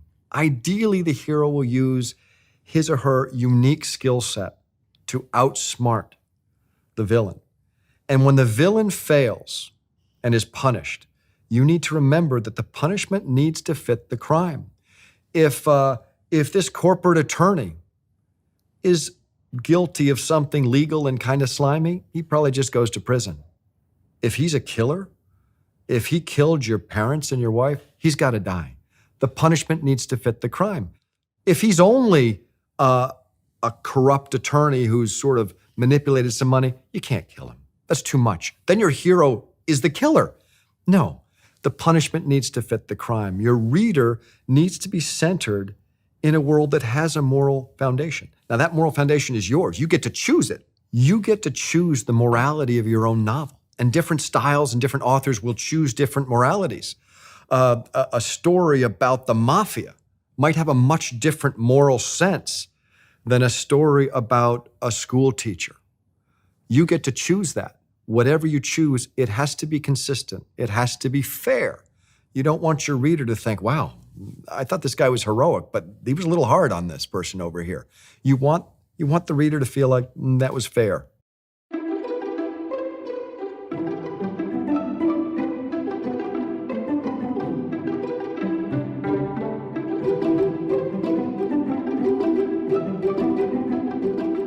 As a thriller writer, you have an incredible toolbox of tools with which to create suspense. There's so many of them. The best way to find them is to read a thriller writer's novel that you respect and just check off every time you say, oh boy, and you sort of feel that suspense and look at what they do. For example, maybe they've created impending danger. Maybe there's a character who's just calmly gardening and there's somebody standing in the bushes with a gun. Boom, instantly, you've created tension. This idea of impending danger. Now, that's a very heavy-handed, very direct way to create danger. You might do it in a more subtle way. At the beginning of Origin, Langdon walks into this massive museum that I've already described as looking like a giant sea monster, Leviathan, lying on the side of this riverbank. And he walks in and has this feeling that he's walking into the mouth of a beast. It's just a feeling in the character's mind. You have made a promise by saying that something terrible is going to happen in there. He's off balance. He has this weird sense that something evil is happening or is going to happen inside this building. It's quiet, but it's very, very effective for the reader. They think, well, here we go.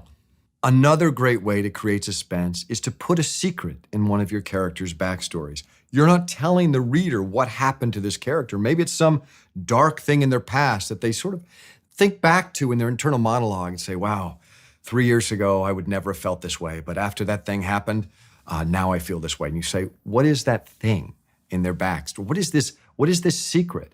And you, as a writer, have made a promise to your reader.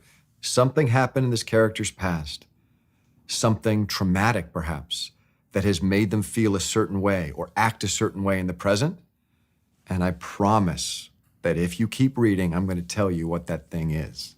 One fun little trick that I like to use to create suspense is just a hidden identity. It's not subtle, but it's very, very effective. If you look at some of my novels, you'll have a faceless power broker is something that you'll see in so many thriller novels. In the Da Vinci Code, it was the teacher. Who is the teacher? In the Inferno, it was the provost. Who is this faceless person? Who's the puppet master pulling the strings? Well, again, you've made a promise to the reader. I'm not going to tell you who the teacher is. You can guess, but at the end, I'm going to tell you it's not who you thought it was. One of the very simplest ways to create suspense quickly in a novel is to introduce parallel plot lines. For example, if I start with chapter 1, a lonely young man living in Seattle, wondering if he'll ever find the love of his life. And chapter 2, I cut to a beautiful young divorcee in Paris who's making bread, wondering if she'll ever meet the love of her life. Guess what? You've made a promise to your reader. These two people are related somehow. These plot lines are going to go like this, I promise. And that creates instant suspense. How are they going to meet? How could these people that far apart from these different walks of life possibly intersect? Again, it's not about the what. We know the what. They're going to come together. It's about the how.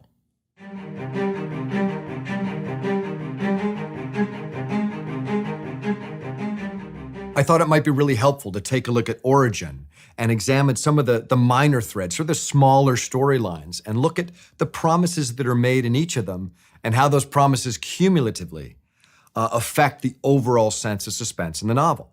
In Origin, the character of Luis Avila, very, very quickly in the opening chapter where he's introduced, there's a number of promises that are made, a number of little suspenseful questions that are posed.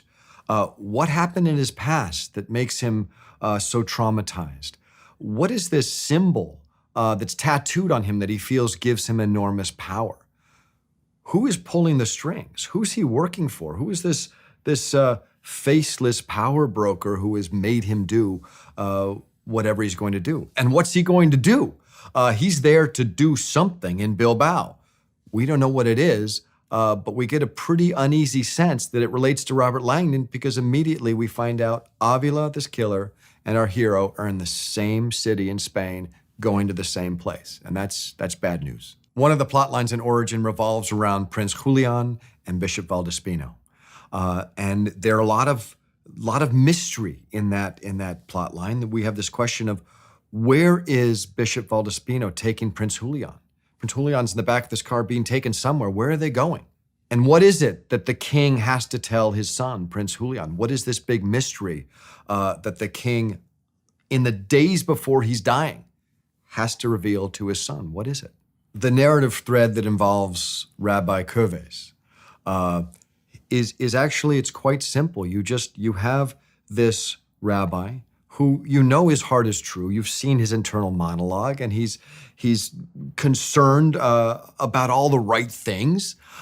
He's a very high moral character. And yet, simultaneously, you have the shark in the water that's circling him. The walls are just closing in. He's in danger constantly, and the danger keeps ratcheting up and ratcheting up and ratcheting up. And you just have this ominous sense that something's going to happen to him. Because he's such a noble character, the reader might think, no, the author won't kill him. And then you surprise the reader and you say, yeah, there he goes. I'm sorry. I could have had him live. But you always want to, when you can, to surprise the reader and say, no, the stakes are really, really high here. Good people might disappear. So just keep that in mind as you read on, because there are going to be other good characters, and you won't know if they're going to live or die. The takeaway here is that you don't have to create all the suspense of your novel with one brick. Suspense is built by a lot of little pieces. And it will be much easier for you to build suspense if you say, well, I'm just writing this plot line here, and I'm going to put some questions in this plot line. And then I'm building this plot line over here, and I'm going to put some questions in this plot line. And the effect, cumulatively, is that the novel feels suspenseful on every page. Every parallel plot line that you're writing has questions and answers that run through them.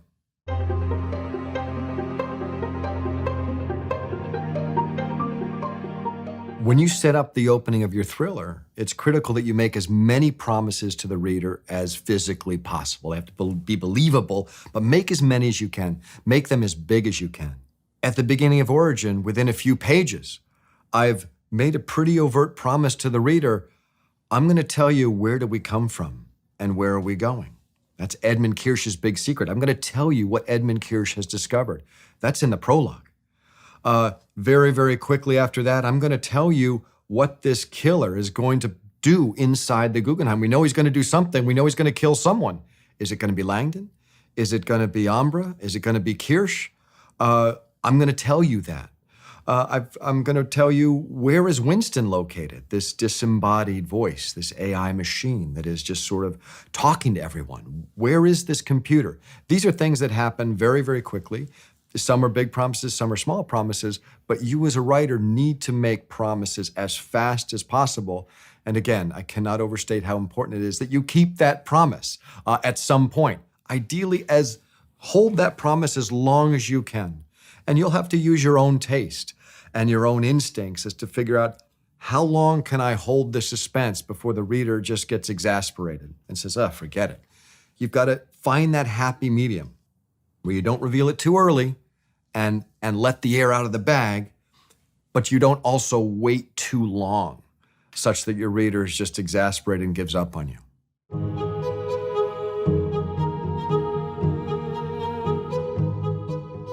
So as an example of writing suspense, I wanted to share with you the one-page prologue to a novel I never wrote. I just wrote the prologue. It's a young adult novel. I was just sort of having fun. And it builds suspense in a very abrupt way. And it's just an example of how you might do it. Prologue. An instant before it happened, an eerie hollowness had gripped me, as if the universe were trying to telegraph a warning. I turned and peered out through the rain-swept window of the high-speed train, which was thundering through a torrential storm, streaking toward the Garabat Bridge south of Paris. Far beneath me, I could see the black foaming waters of the Truyère River, thick and angry from the week of heavy rain. "You're too young to die," a voice whispered in my mind. 16-year-old boys don't just die, at least not like this. I had never heard the voice before, but I realized a moment later that I would never hear it again. A deafening clap of thunder, at least I thought it was thunder, shook the train, or perhaps it shook the bridge, I don't know. But either way, I was suddenly hovering above my seat, along with all of my belongings, backpack, phone, and that cursed little painting. All of it floating around me as if I were in outer space. Time seemed to warp, slowing to a crawl as the train rolled to one side like a long, lazy eel trying to angle through an opening in a rock. My window was suddenly beneath me, a transparent floor, and through it I could see the murky water of the Truyère racing upward at me, preparing to swallow me like a billowing black cloak. I'm too young to die, I thought. The sad thing is, the universe doesn't care how old you are, or how good a person you are, or how much you wish you could live another day. The universe simply does what it does. And so as I plummeted toward a certain and violent death, all I could do was wonder how my boring life had come to this, how I, Hanson D. Reed, a timid freshman at Kensington High School, who 3 days ago had been sitting alone in the town library, was now about to be erased forever on a train in France, along with the second most valuable piece of art in the world. The answer was simple. 2 days ago, I kissed the wrong girl. The opening of thrillers has to do a lot. You have to make a lot of promises very quickly. And in this prologue, as silly as it may be, you've made a lot of promises. You've said, I'm going to tell you what a 16-year-old boy is doing on a train in Paris all alone with a valuable piece of art. That's the first promise you've made. And now you've made this promise saying, I kissed the wrong girl. Well, you're going to get a whole backstory of a love story and find out that it wasn't what this boy thought. Those are two huge promises that you make in a matter of one page.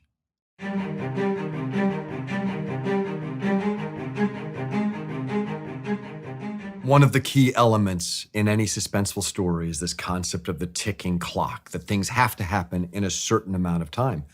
One exercise that you can try on any story that you've outlined is just to cut the time frame in half.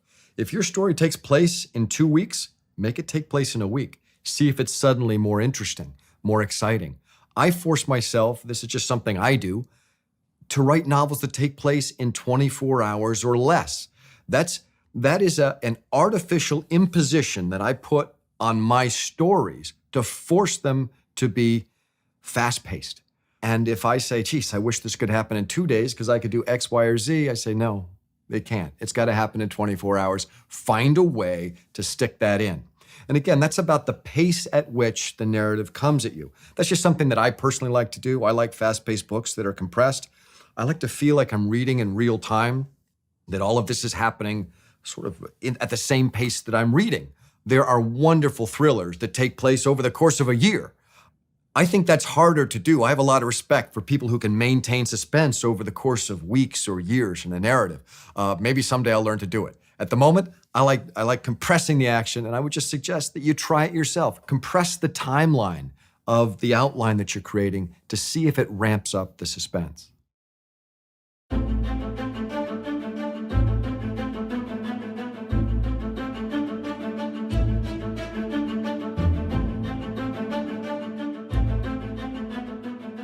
If I were to start a chapter with my heroine walking down the street, the birds are chirping, and she's thinking, what a perfect day.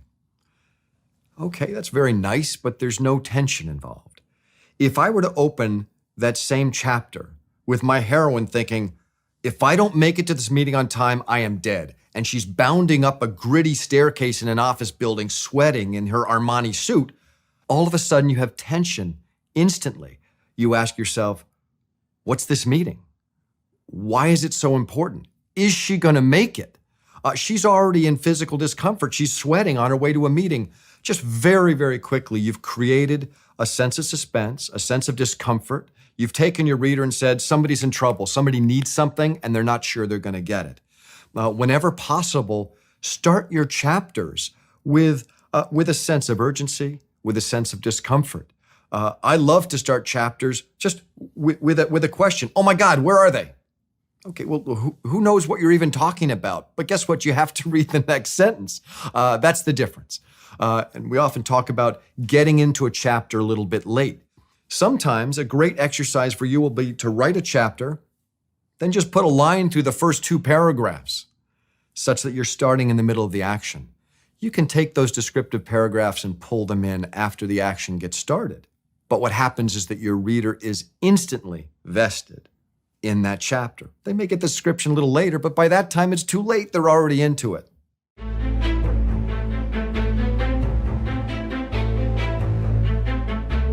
A lot of thriller writers, myself included, love the concept of the cliffhanger, the chapter or section that ends on a note where you just have no choice but to turn the page. There's nothing that I as a writer like to hear more than, oh my God, I'm so tired, Mr. Brown, because last night at 2 a.m, I wanted to go to bed, and then I got to the end of chapter 73, and I think I know it's at the end of chapter 73, and I know you had to turn that page.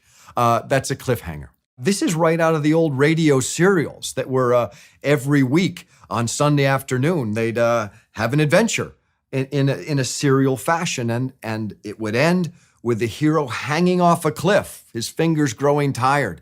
The rocks below being pounded with surf, and you wonder, will this person survive? Will the hero survive? Well, tune in next week.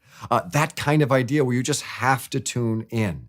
Cliffhangers come in all sorts of different flavors. Sometimes you've answered a question, and it's a surprising answer, and somebody wants to get clarification. Sometimes you pose a question that your reader doesn't see coming, and he or she is eager to find out what the answer is going to be.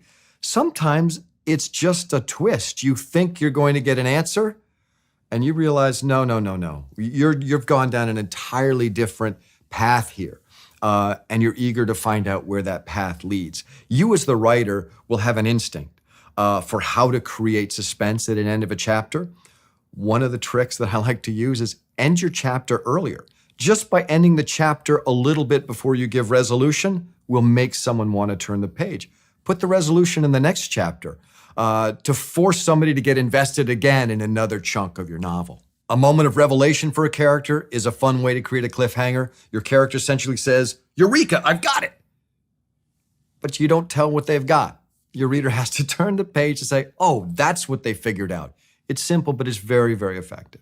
One of the ways that you can create suspense is to have your characters react to something in a horrified or sad or surprised way, but you don't show the reader what they're looking at. The reader actually has to keep reading to find out what was so upsetting to your character. It's called withholding. Withholding is one of the real keys to writing suspense. Again, it's as simple as saying, I know something you don't know, and I'm going to withhold that information as long as I can, and then I'll give it to you.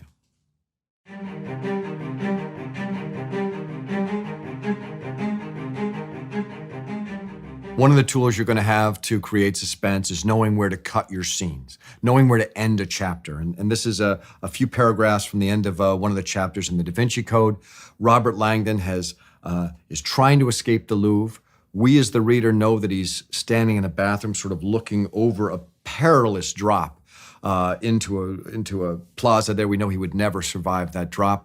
We also know that he has a GPS tracking dot that's been put in his pocket secretly by the chief of police.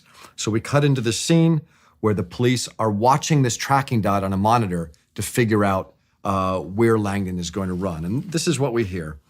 Collet watched the screen in bewilderment as the blinking dot arrived at the window ledge and then did something utterly unexpected. The dot moved outside the perimeter of the building. What's going on, he wondered. Is Langdon out on a ledge or... Jesus, Collet jumped to his feet as the dot shot farther outside the wall. The signal seemed to shudder for a moment, and then the blinking dot came to an abrupt stop about 10 yards outside the perimeter of the building. Fumbling with the controls, Collet called up a Paris street map and recalibrated the GPS. Zooming in, he could now see the exact location of the signal. It was no longer moving.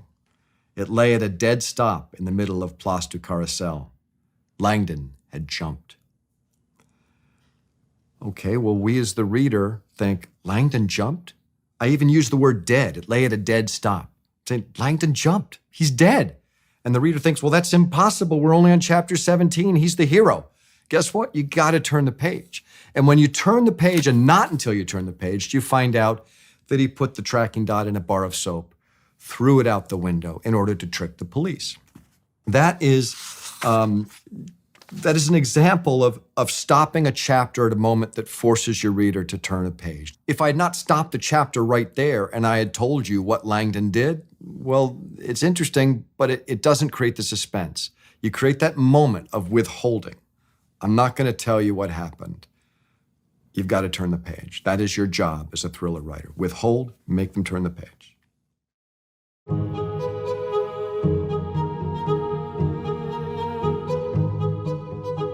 So how do you withhold information? One of the tricks is to lock the information somewhere where the hero can't have it. It's in a safe. It's in a cryptex. It's in a building that you can't get into. It's in the Swiss bank, protected by a 26-letter password. These are tools that I like to use just because I write treasure hunts. And if I just gave you the answer on page 10, you wouldn't have a book. But at the same time, it has to be believable that you can't get the information. It's not a very interesting story to have Langdon have the secret in his pocket in a sealed envelope and say, I'm just going to run around for a couple hours being shot at, and then I'll have a look at it. You have to have a reason, something that's believable, to make sure that your hero cannot have what he needs right now. If he or she is just choosing not to have the information, it's not believable. And your reader will say, well, that's crazy. Why don't they just have a look in the envelope? Another fun way to withhold information is to have two characters promise to talk about it in a few minutes. I'll tell you on the way. You see that on television all the time. A little lazy, but really effective. Two policemen are standing in an office. One says, we figured it out. Well, what did you figure out? I'll tell you on the way. You gotta jump in the car with them to hear what happened and keep the plot moving. Find ways to withhold. Figure out what your hero wants and just put it somewhere they can't get to it without going through a series of tasks, solving puzzles, going through obstacles. Maybe it's a physical obstacle they've got to get through. But your job is to make it as hard as possible for your hero to have what he or she wants.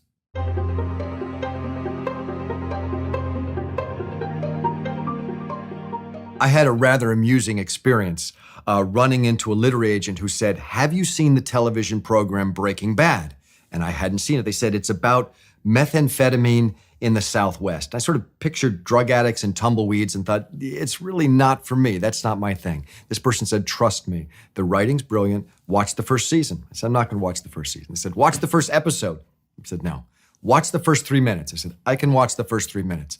I went home, watched the first 3 minutes. A week later, I find myself watching the season finale of season 5.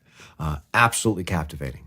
And the reason is that the writers of that opening pilot used flashback to create suspense in an absolutely brilliant way. If you've seen it, you might recall that the series opens with a man driving a Winnebago wildly through the desert. He's wearing a gas mask and only his underwear, driving like a maniac. And you're wondering, how could this happen? What has happened to this man? He crashes into a rock, steps out of the Winnebago. Police are coming at him. He reaches in the back of his underwear, pulls out a gun, and aims at the police. You can't wait to find out what's going to happen. They stop the action there and they say, 3 weeks earlier.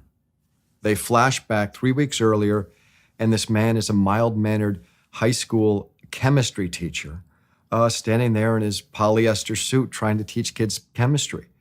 That is a brilliant promise that the writers make the viewer, saying, okay, we've just flashed back 3 weeks.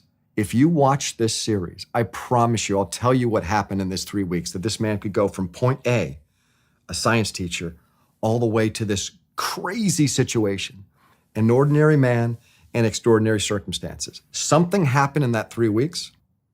I'm going to tell you what it is if you watch. You can do that as a writer very, very effectively. To use flashback, to make a big promise to your reader that I'm going to tell you what happened in between.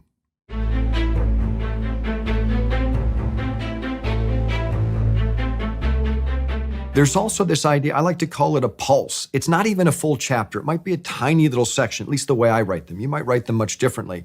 What they are, in my way of thinking, is these tiny little moments when you just remind the reader of something, just to give the reader just that little nudge to say, and don't forget this. Maybe the pulse is a 2-line paragraph that says, don't forget the killer's outside the door.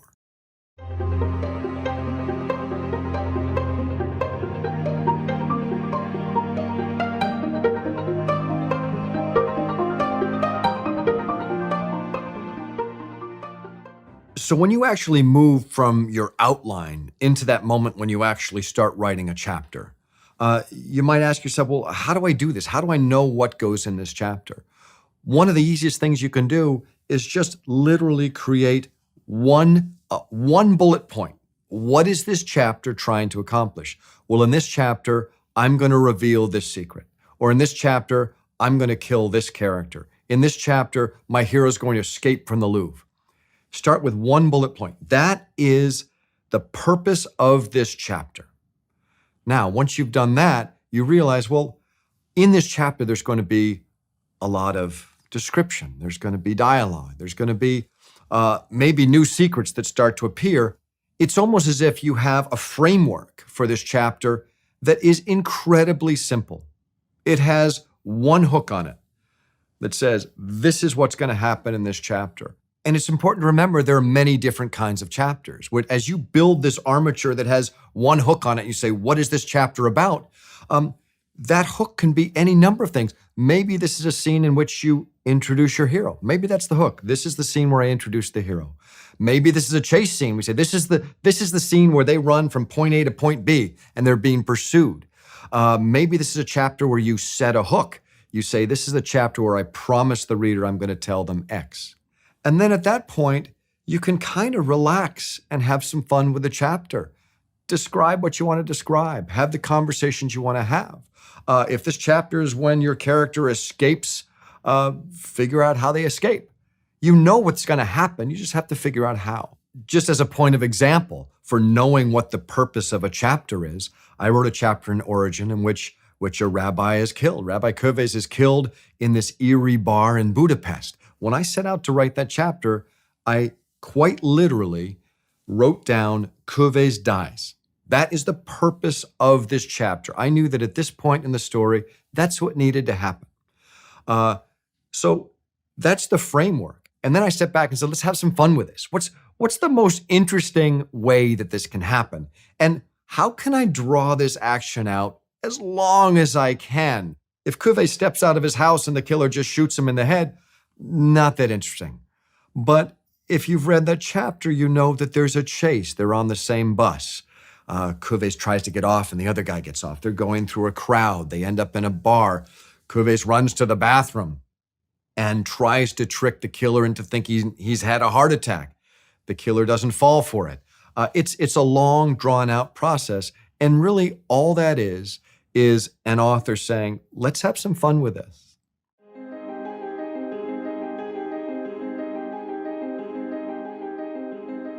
This scene is at the opening of the Da Vinci Code. Robert Langdon has been asleep in the Ritz Hotel. He's in Paris, and he's been woken up by a phone call, and now his phone rings again, and he wakes up once again. "May I come in?" the agent asked. Langdon hesitated, feeling uncertain as the stranger's sallow eyes studied him. "What is this all about?" "My Capitaine requires your expertise in a private matter." "Now?" Langdon managed. "It's after midnight." "Am I correct that you were scheduled to meet with the curator of the Louvre this evening?" Langdon felt a sudden surge of uneasiness. He and the revered curator Jacques Saunier had been slated to meet for drinks after Langdon's lecture tonight, but Saunier had never shown up. Yes, how did you know that? We found your name in his daily planner. I trust nothing is wrong. The agent gave a dire sigh and slid a Polaroid snapshot through the narrow opening in the door. When Langdon saw the photo, his entire body went rigid. This photo was taken less than an hour ago inside the Louvre. As Langdon stared at the bizarre image, his initial revulsion and shock gave way to a sudden upwelling of anger. Who would do this? We had hoped that you might help us answer that very question, considering your knowledge in symbology and your plans to meet with him. Langdon stared at the picture, his horror now laced with fear. The image was gruesome and profoundly strange, bringing with it an unsettling sense of déjà vu. A little over a year ago, Langdon had received a photograph of a corpse and a similar request for help. 24 hours later, he had almost lost his life inside Vatican City. This photo was entirely different, and yet something about the scenario felt disquietingly familiar. The agent checked his watch. My Capitan is waiting, sir. Langdon barely heard him. His eyes were still riveted on the picture. This symbol here, and the way his body is so oddly positioned, the agent offered. Langdon nodded, feeling a chill as he looked up. I can't imagine who would do this to someone. The agent looked grim. You don't understand, Mr. Langdon. What you see in this photograph? He paused. Monsieur Saunier did that to himself. So, in this chapter, all I set out to do was to let Langdon see what had happened to Saunier. That was the armature with the one hook. What happens? Langdon sees a photograph of the murdered curator. So when I said, what's the most interesting way to do it? How do I create suspense? If you notice, Langdon reacts to a photograph. He's horrified. But you, the reader, don't get to see what's there. And of course, you want to know. You go all the way through that chapter never knowing what happened to the curator. But Langdon gives you a hint. He says, there's this symbol here and the way the body's positioned. So you immediately think, well, a body with a symbol, how could a body be positioned? A question. And again, the promise is, if you go to chapter 2, I'll tell you what the symbol is, how the body's positioned. If Langdon had just looked at the photograph and thought, oh my God, there's Saunier on the floor with a symbol on his body spread out like the Vitruvian Man, all of the air goes out of the balloon at that instant. You lose all of your suspense. That's just me withholding that piece of information from the reader. And you can do that too. You can have your characters look at something, react to it, but you don't tell your reader what it is. And you make that promise that if you turn the page, I'm going to tell you what it is they're looking at.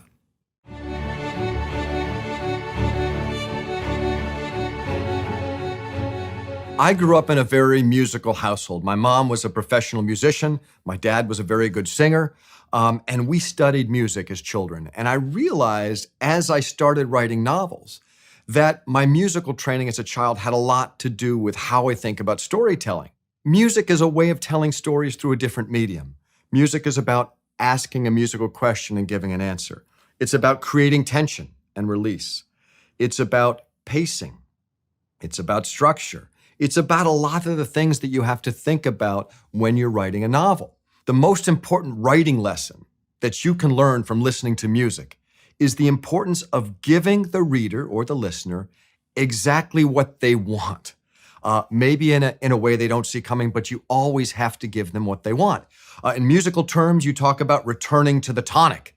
If you hear the end of the Alleluia chorus, and you're going from the tonic to the dominant, back and forth and back and forth and back and forth. And at the end, everybody's waiting for that last big chord. We all know what it's going to be, but we want it, and you've got to give it to them. If at the end of the Alleluia chorus, you give the audience the wrong chord, nobody is going to be satisfied.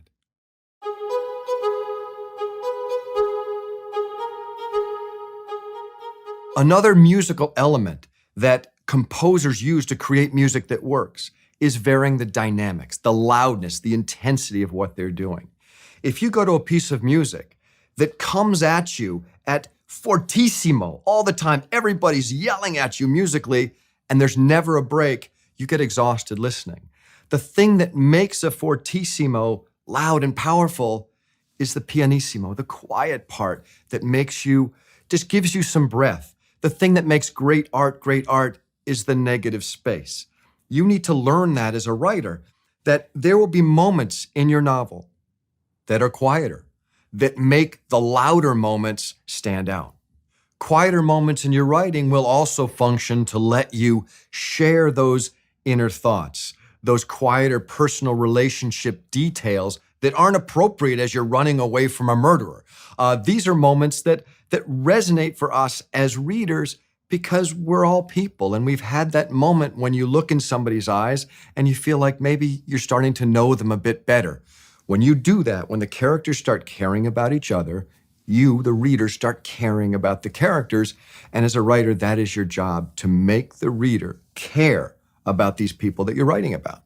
As an example from Origin, after a brutal murder in the Guggenheim Museum and after Langdon and Ambra escape from the museum, there's a series of 2 or 3 chapters where they're standing quietly on the front of a boat at night, just moving away from the chaos. All the police lights are behind them, and they have a moment to just say, "Hi, nice to meet you. What are we doing? Let me give you my jacket. Let me be a gentleman. Let's talk just for a second and exhale." And that is a moment that gives the reader a chance to catch his or her breath before we go into another big sequence.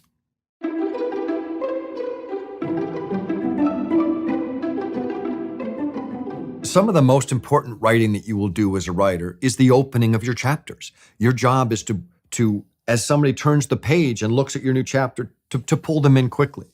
And the simplest rule that I like to follow is, are they learning something new? Is there a sudden moment of conflict? Are they meeting a new character? Are they seeing a new location? Try to find ways to open chapters that feel fresh. You're not just sort of right back in it. Now, you may have a scene, for example, the scene in the Da Vinci Code where Lee Teabing is telling the long story of the Holy Grail. That was very challenging to keep each chapter feeling fresh. And I tried at the beginning of each of those chapters to open with Langdon thinking, well, that's impossible. Or we're seeing Silas outside, just something that feels fresh at each new turn. Now, you may quickly fall right back into the same dialogue, but what you've done is you've opened the door, had the reader step over the threshold, and then they're committed, and they're right back into it.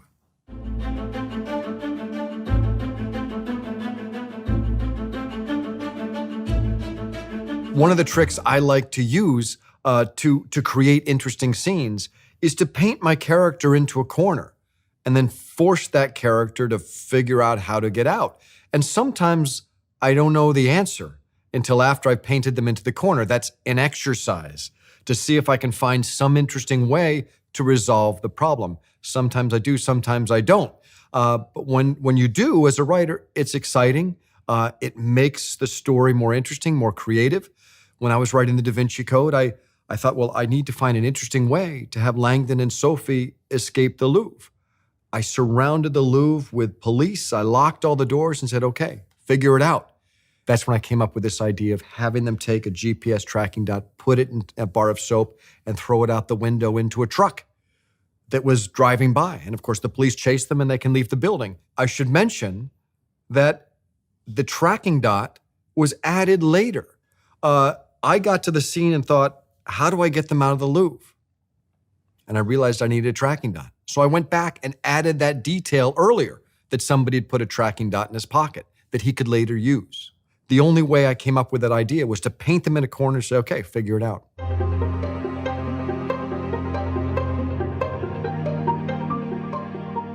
When I was a kid and we came down to the Christmas tree on Christmas morning, we didn't find presents. We found a clue. Some sort of difficult intellectual riddle, difficult for a 7-year-old maybe, that might point us to a different place in the house. You open the refrigerator and there's the next clue. And you read that and you decipher it, and it takes you out to the garage and you bounce around. When you finally get the last clue, it tells you where your presents are. From a very young age, I thought treasure hunts were incredibly fun.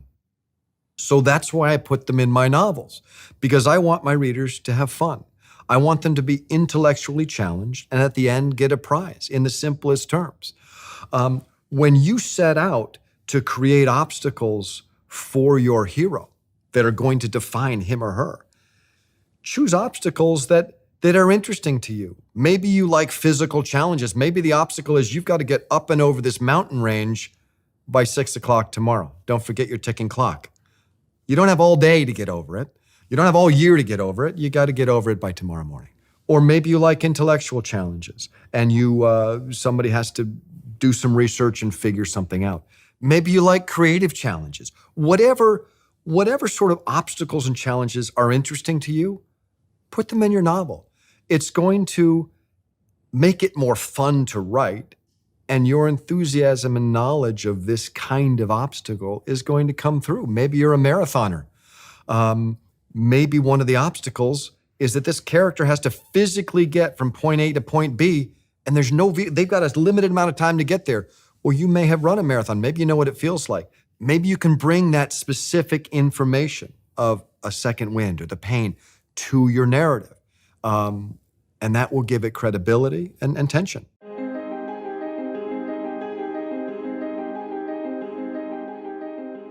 When you study writing, you hear a lot of people talk about point of view.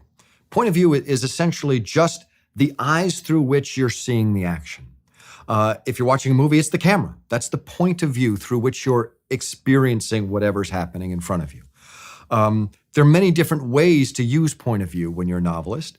You can jump inside everyone's head. You can look at a scene and say, what point of view do I want to choose?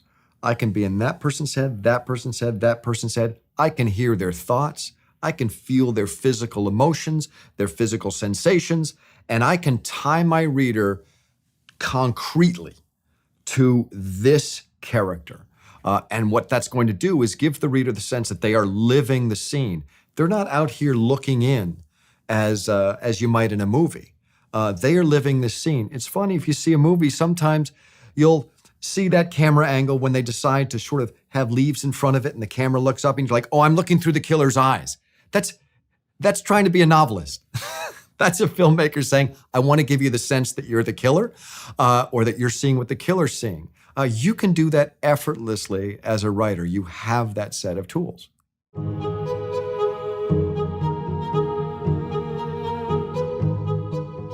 A very common point of view that young writers will use is what's called an omniscient narrator. This is the point of view where you can jump into anyone's head and hover over the action and really say, well, Langdon's thinking this, Sophie's thinking this, over there Silas is thinking this. And that's a very powerful way to write a story, meaning that you can see everything at all times. My personal taste, I don't do that. I don't like to do that. I like to be much more controlled in point of view. And let me tell you what that means. Essentially, I decide in each chapter through whose eyes am I going to see this action. I have to choose one person. I only have access to that person's thought, that person's eyes. And if Langdon is the point of view character, I know what he's thinking. He's looking at Umbra and he's saying, she's beautiful, or she's smart, or who is she? I can't, in that same moment, tell you what Umbra's thinking. I can say she looks hungry or she looks frightened, but I can't say Umbra was frightened. I have controlled the point of view and said, I can only see this through Langdon's eyes. And to my taste, what that does for your reader is to give them a very concrete vehicle through which to experience a chapter. And if you think about it, we as human beings experience the world that way, from one point of view, our point of view. We can't hop around in this omniscient narrator and look in from all angles. All we have is our own point of view. So when you write a scene with multiple characters and you decide, I'm going to show this scene through this character's mind, this character's eyes, you have let your reader jump inside that character and become vested and become part of who that character is, how they think, how they see the world. And what happens when you suddenly jump out of that character by mistake, or maybe if you're using omniscient narrator, is the reader goes, oh, wait a minute, I'm over here now. And they get taken out of that very visceral emotional experience of being grounded in a single character. Controlling the point of view, if you do it well, your reader will not realize they're reading. They'll feel like they're a character experiencing the action. When I read books I love, I forget I'm reading. I just feel like I'm part of the action.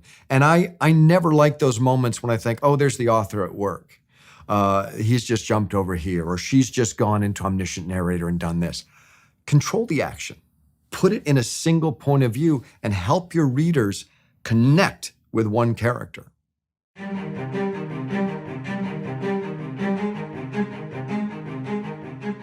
In different chapters, you may choose to use a different point of view character. Maybe in one scene, you're using your hero's point of view, and in another scene, you're using your villain's point of view. You have to decide which point of view is the best to reveal this chapter. I like to use the point of view of that character who has the most to lose, or maybe the most to learn. As an example, the point of view character of Curves being killed, that makes the scene much, much more visceral and vivid for a reader than telling it from the point of view who somebody happens to be watching, looking down and watching this happen. Get inside the character who has the most to lose, the character who's frightened, the character who's hanging off the cliff. If it's not a situation where there's danger, maybe it's the character who has the most to learn.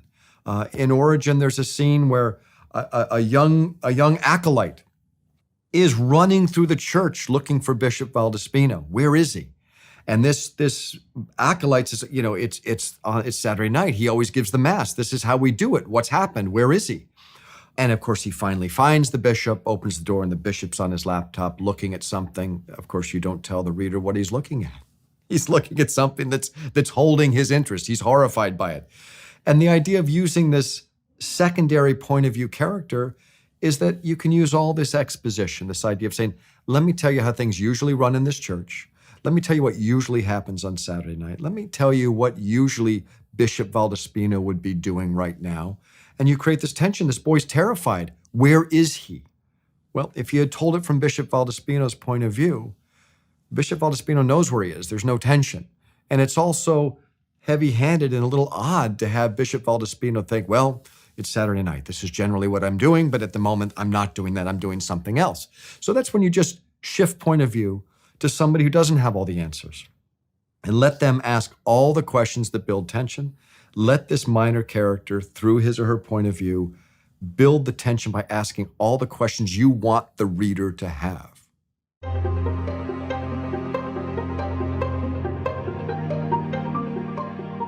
When I'm trying to decide what point of view to use in a chapter, I usually have a pretty good instinct. It's the person who has the most to learn, the person who has the most to lose.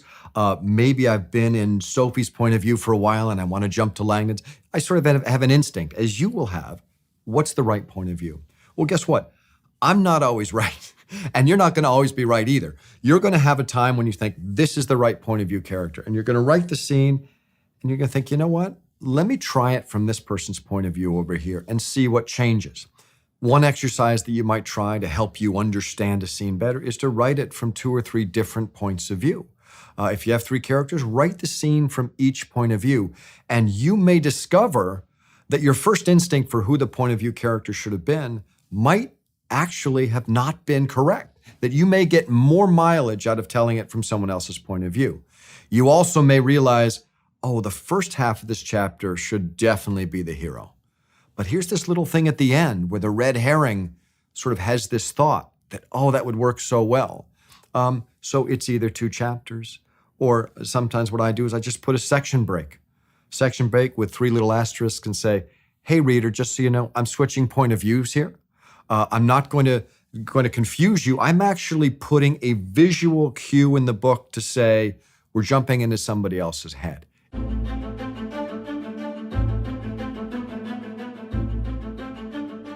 The reasons you might decide to change your point of view character are that maybe you want to withhold something.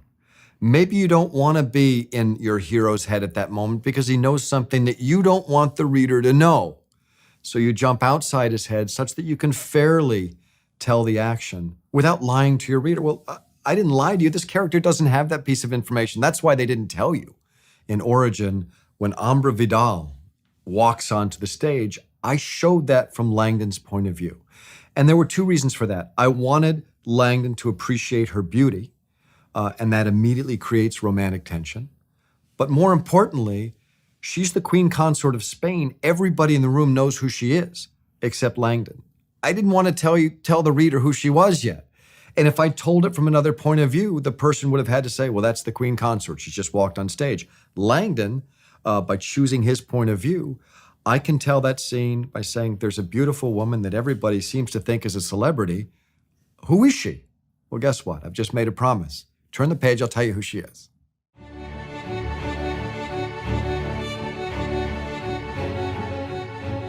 If in your writing you decide to control point of view, and you say, I'm going to write this chapter from this person's point of view, help your reader, at the opening of that chapter, help your reader know exactly what point of view they are in. And the way you do that is to use descriptions that only your point of view character could know. Sophie felt tired. If you start a chapter, Sophie felt tired, the reader says, I'm in Sophie's head. Nobody else can know she feels tired. She might look tired, but if you use a word like feels or thought, these are words that tell your reader quickly, this is who the point of view character is right now. If you're not careful about telling your reader very, very quickly what point of view you're writing from, they could have an experience that takes them out of your narrative. If you write a couple of paragraphs of description and they sort of guess they're in Langdon's head and they're sort of seeing it through Langdon's eyes, and then you say, Sophie felt tired, they're jarred and they say, oh, we're in Sophie's head. And guess what? You've just taken your reader out of the story. So whenever possible, help your reader immediately to know what point of view you've chosen.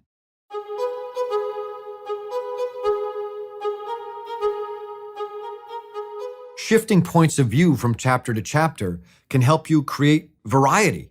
To see the same scene from different people's points of view will help you spice up the same scene just by looking through a different lens. You're going to notice different things, have a different take on the scene depending on who's seeing it. You can also use a minor character. See through a minor character's point of view. Maybe reveal your hero through the eyes of someone else to make them more heroic. It's kind of obnoxious for your hero to look in the mirror and think of how great he looks. It's much better if somebody on the street or maybe his potential love interest looks and you look through her eyes at your hero and she thinks, wow, he's very attractive. There's something about him I like. She hears his voice and says it's attractive to her. This is something you can't reveal through the hero's point of view without being pompous and ridiculous. In Origin, when I introduced the villain, Admiral Luis Avila, I decided to write that chapter through Avila's own point of view. And what that enabled me to do is to show the reader his demons, to say, oh, he's damaged, he's troubled.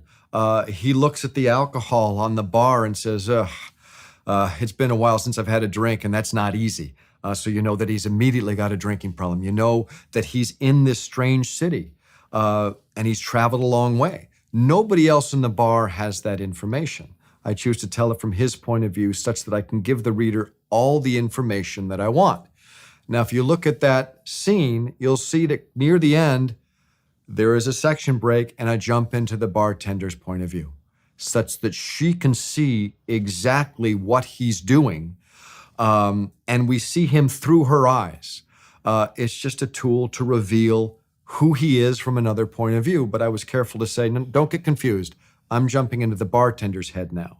And if you look at that chapter carefully, you'll see exactly why I chose to do that.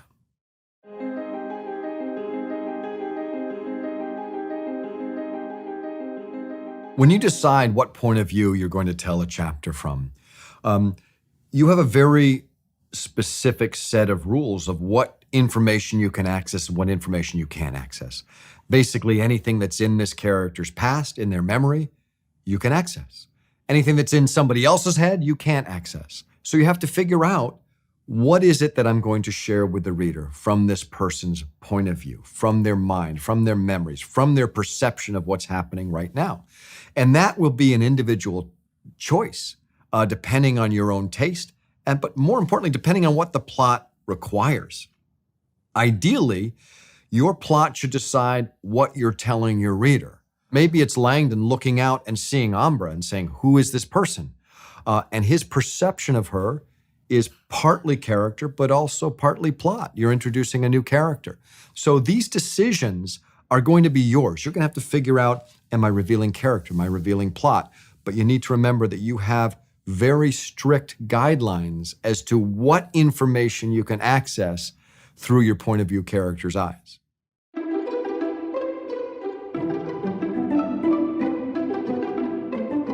There was a key scene in Origin that I had to write from 3 different points of view before I got it correct. The scene is Edmund Kirsch is standing in front of an audience, about to reveal his secret to the world. He's just given a big presentation. This is the finale of his presentation. The assassin is lurking sort of behind a curtain, looking through a slit in a curtain with a weapon. We know he's going to kill somebody. But Ambra Vidal is standing right next to Edmund Kirsch, and we're wondering, who is he going to kill? You've got Langdon in the audience looking out, sort of absorbing this whole scene. I'm wondering, which is the best point of view? And so I initially wrote it from Edmund Kirsch's point of view. That goes to the rule, write it from the person who has the most to lose. I knew Edmund Kirsch was about to be shot. The problem with that point of view was that I also wanted to create some suspense over who's the killer going to kill. So I wanted to also be in the assassin's head looking out, and you'll see that there's a moment that he's looking at Kirsch, but he's also looking at Ambra Vidal, and we think, well, that's the queen consort. And maybe he's come for political reasons, and he's going to kill the queen. And so what I did is I ended up splitting that scene between Edmund Kirsch's point of view and the killer's point of view. And I thought, okay, I've got this right. And then later, maybe a year later, I'm working down through the book and I realize, oh, there's a scene later when the reader finds out that Edmund Kirsch was very, very sick, terminally ill, might have died in the next week or two. We also now realize that his murder has amplified the publicity on his big announcement. And your smart reader is going to go, wait a minute, Edmund knew he was going to die. We've seen what his death has done to the publicity of his announcement.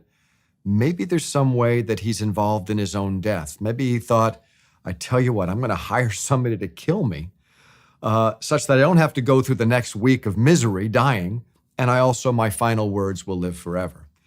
Well, I wanted to be sure that that was a possibility, that the reader is off balance and thinks, oh my God, maybe Kirsch is involved in his own death. And when I looked back at the scene of Edmund Kirsch making this announcement, Edmund Kirsch's point of view included his internal monologue thinking, this is my moment of glory. I'm telling this to the world. I can't wait to find out how this affects the world. And I realized that by telling that scene through his point of view, I eliminated the possibility that he was behind it, because those wouldn't have been his thoughts. If he'd planned to kill himself, he'd be standing there thinking, at any minute, a bullet's going to rip through me. So it wasn't fair to the reader to tell that scene through Kirsch's point of view and then open that possibility that maybe he was behind his own death. So a year later, I had to go back to that scene and tell it from somebody else's point of view. And I chose Ambra's point of view because she was the closest to the death. She was the secondary person who had the most to lose. She was good friends. They'd been working together. And that was just an example of how critical point of view is, that a year after the fact, I had to go back and change the point of view of the scene because it affected the plot so strongly. The thing to remember about point of view is that it is one of your tools. It is an asset that you have as a writer. It's a decision that you get to make that is going to color a chapter, let you withhold information, let you reveal character, let you reveal exposition. So be excited about point of view. When you sit down and write a chapter and you get to make that fun decision on point of view, you get to decide who is experiencing this chapter, just remember that it is a tool to let you shape what the reader's experience is going to be in this little bit of your book.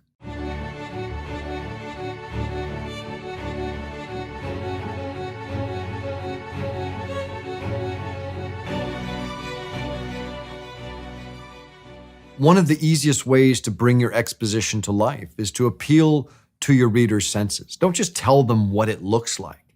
Tell them what it smells like, what it sounds like, what it feels like. If a character walks into a seedy bar, don't just tell them that it's dark and smoky. Tell them what's playing on the jukebox. Tell them about the grit under their feet as they walk across the floor, and they will immediately feel like they are there. Appeal to your reader's senses. That's the way that we as human beings experience the world. A great way to attack exposition is to reveal something through a character's eyes. Have your character look up and describe internally what they're seeing. Robert Langdon looked up and this is what he saw. Now, when you do that, you have to remember that the way human beings look at something is their eye travels. They don't sort of look there and then look there and then look over there. Your writing should do the same thing. We should have the experience as a reader of looking up at the ceiling and seeing the fresco and following the columns down to the floor and then looking at the floor and then noticing somebody coming in the room.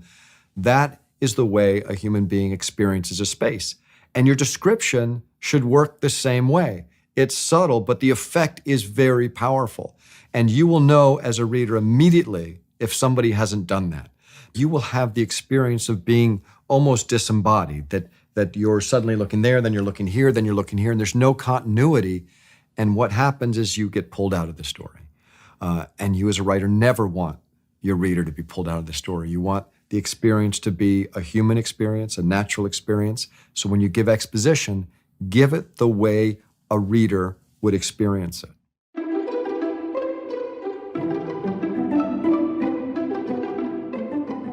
When I was a young writer, I had a fantastic writing teacher who told me, your writing should be transparent.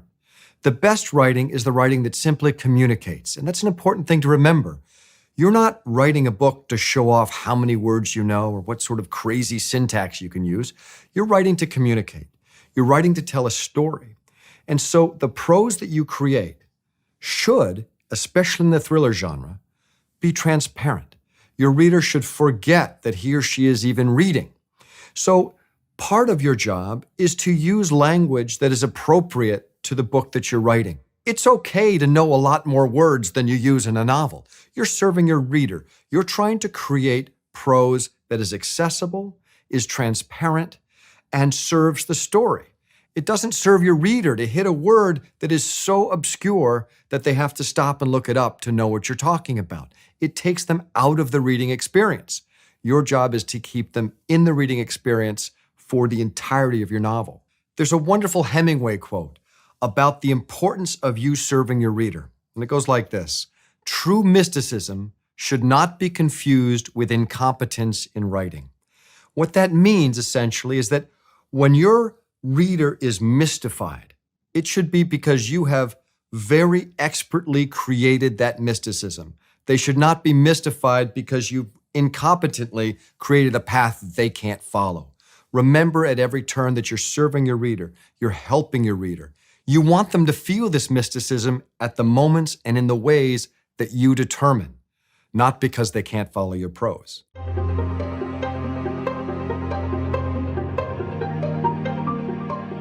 Flashbacks properly used are going to be an enormously powerful tool for you as a writer.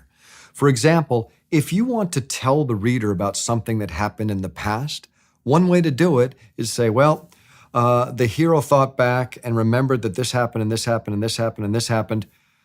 It's not very interesting. You're not pulled into the scene. And if it's just a little bit of information, maybe your hero just sort of remembers what happened. But if there's a lot of information you'd like to give, if you'd like to have your hero remember an entire sequence of events, sometimes it's easier to pick the point of view up, move it into the past, and actually experience the scene as it happened in the past.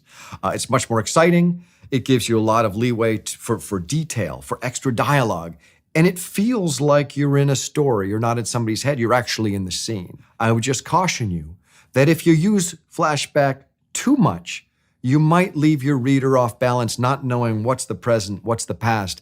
And when you use a flashback, make sure that it's really clearly delineated, that the reader doesn't sort of say, wait a minute, I thought we were in the Louvre. What are we doing in Budapest? And then they figure, oh, Langdon's remembering something that happened last year. You want to make sure that you delineate the beginning of a flashback and the end of a flashback very, very clearly. At the beginning of the flashback, you might literally say, the hero thought back a year to that time that he was in Budapest. It might be that clear. And coming out of a flashback, you might say, the hero returned to the present, looking out at the scene before him and reveling in the thought that he had just had. That clear.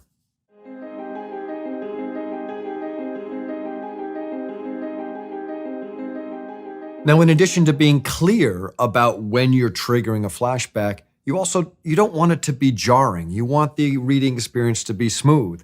And one thing that a lot of writers do is they'll include a couple lines in the past perfect. Langdon thought back to what had happened a year ago. He had been at the Vatican. He had been visiting the Cardinal. Langdon walked up to the Vatican. Langdon walked through the door.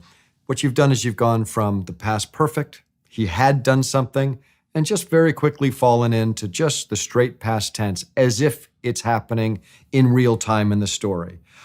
It's sort of a smooth way to coax your reader into the past, being very, very clear, but not making them read an entire scene that says Langdon had opened the door, Langdon had walked into the Vatican, Langdon had met the bishop. You just go right into the scene directly in the simple past.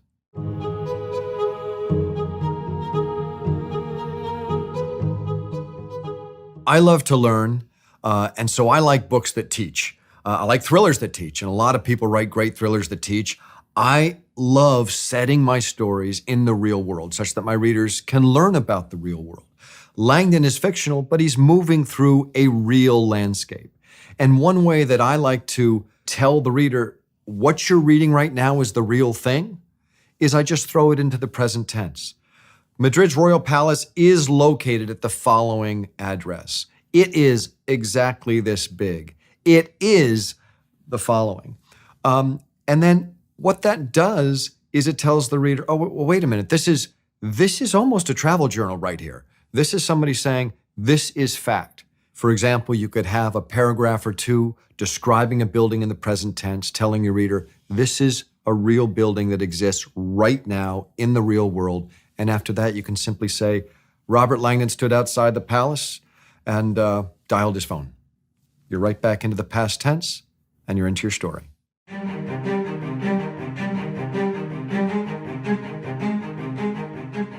Your primary job as a writer is to entertain, is to get your reader to say, I'm enjoying this, I'm going to keep doing this. It really is that simple.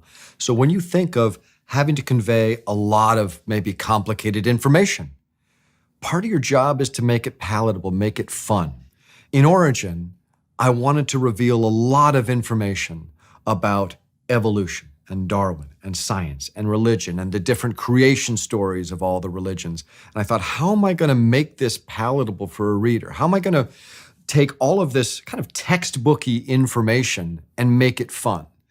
And I decided, you know what, I'm going to make this a multimedia presentation. And if you've read Origin, you know that Kirsch doesn't just sort of stand up on a stage and lecture.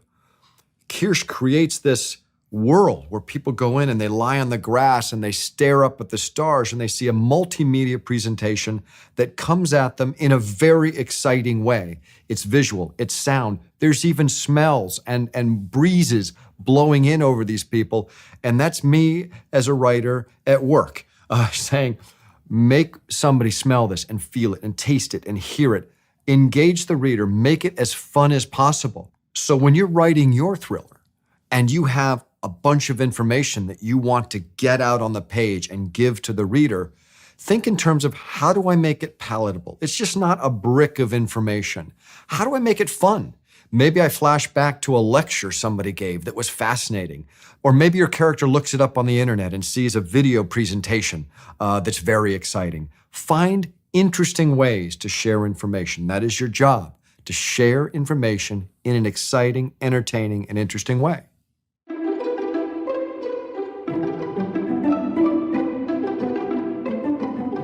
At the beginning of Origin, Robert Langdon arrives at the Guggenheim Museum in Bilbao, and he steps into the main atrium and he takes in the space. It's at the opening of a chapter, and I'm going to read it right now. And just notice that it's revealed through Robert Langdon's eyes, the way his eyes would move as a normal human being. It appeals to a number of his senses. And he also has a take on what he's seeing. It reveals a little bit of character. This 2 paragraphs of description is actually accomplishing a number of different things. And let's just have a look at it. The museum atrium felt like a futuristic cathedral. As Langdon stepped inside, his gaze shifted immediately skyward, climbing a set of colossal white pillars along a towering curtain of glass, ascending 200 feet to a vaulted ceiling where halogen spotlights blazed pure white light. Suspended in the air, a network of catwalks and balconies traversed the heavens, clotted with black and white clad visitors who moved in and out of the upper galleries and stood at high windows admiring the lagoon below. Nearby, a glass elevator slid silently back down the wall, returning to Earth to collect more guests. It was like no museum Langdon had ever seen. Even the acoustics felt foreign. Instead of the traditional reverent hush created by sound-dampening finishes, this place was alive with the murmuring echoes of voices percolating off the stone and the glass. For Langdon, the only familiar sensation was the sterile tang on the back of his tongue. Museum air was the same worldwide, filtered meticulously of all particulates and oxidants, and then moistened with ionized water to 45% humidity. And you can see that we not only know what it sounds like, not only know what it looks like, we actually know what the air tastes like. And this one detail of telling you what the air tastes like and that it's humidified to 45% humidity, that is revealing two things. It's revealing what is this place like, but it's also revealing that Langdon knows a lot about museums. So whenever possible, let your exposition reveal both location and character.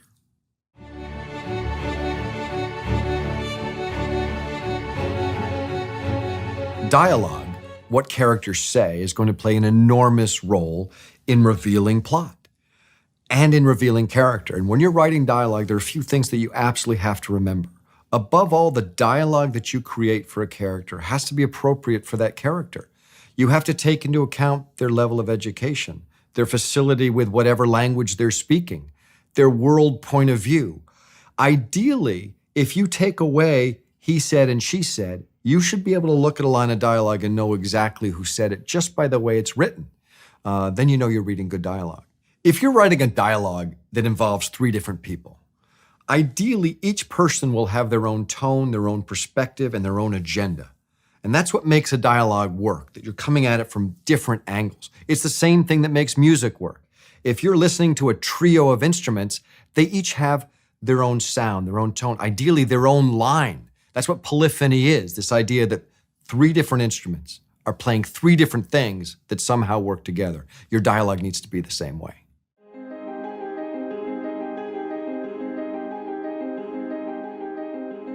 The best dialogue that you're going to write is going to be dialogue of disagreement. It's far more interesting than dialogue of agreement.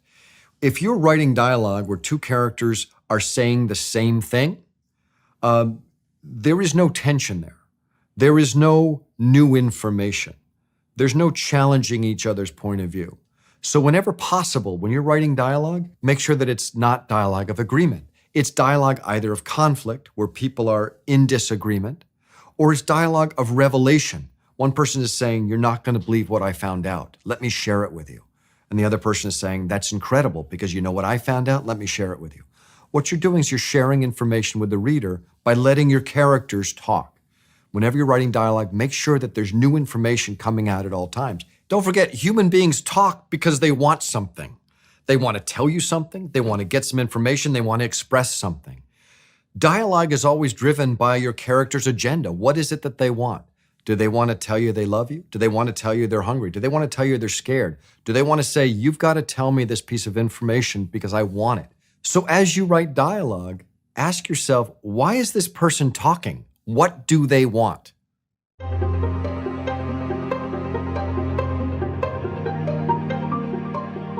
One way that I like to build pace is to make sure that the characters are physically moving through the landscape. If you can have two characters standing on a street corner having a conversation, why not have them running through a museum having that conversation? And you will see this all the time in movies, especially television shows. Nobody's ever standing around having a conversation. They're walking around the White House madly. Who knows where they're going? And the same with legal thrillers. You get people walking down the halls of these corporate office buildings having conversations, and they're all in a hurry to get somewhere. We're not even sure where they're going. But the fact that they are physically in motion adds to the drama of the scene. It gives us the sense that the plot is moving forward, even if you're taking your time revealing some dialogue.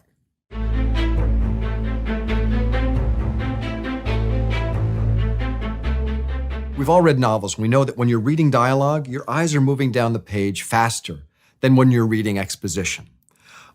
It almost feels like you're making progress very, very quickly when you hit long passages of dialogue, and it's kind of fun. So one little thing that I do to make sure that I've mixed the dialogue and the exposition properly, to make sure that you don't have 6 pages of exposition or 10 pages of dialogue, is I literally will just flip through a manuscript.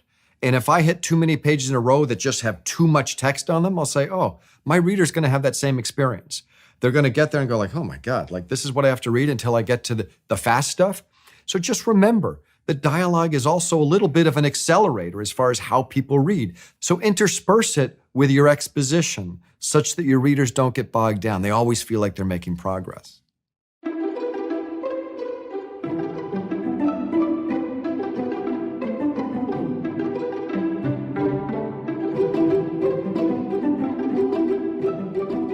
I want to tell you about one of the most painful experiences I had as a writer. I had just spent about 1.5 years on the opening 150 pages of The Lost Symbol. And I was going to California, and I printed the manuscript and took it with me. And I went down to Venice Beach. I rented a beach chair, and I sat down and I read this 150 pages. And I realized they're not good. They don't accomplish what I need them to accomplish to be a successful thriller. I was devastated because it was so much work, and I went home and I threw the pages out. But I was committed to the idea of the novel for The Lost Symbol. I had my world, I had my moral gray area. I knew what I wanted to write about. But I was also certain that I hadn't got there yet. So you as a novelist need to find that commitment to your idea, but temper it with an understanding that you're not going to get it right the first time. There's a difference between being committed to your idea and being a lazy editor. You'll often hear writers say that the difference between good writers and bad writers is that good writers know when they're bad. And that means a couple of things. It means that all writers are bad sometimes. You're not going to get it right the first time. I certainly don't. It also means that the most important skill you're going to have as a writer is to know when you're bad. To be able to say, oh, that was an interesting idea, didn't quite work. Delete it. And having that critical instinct to know that it's not right and delete it without beating yourself up over it. Because guess what? That's part of the process. Editing is part of the process of writing. Saying, you know what?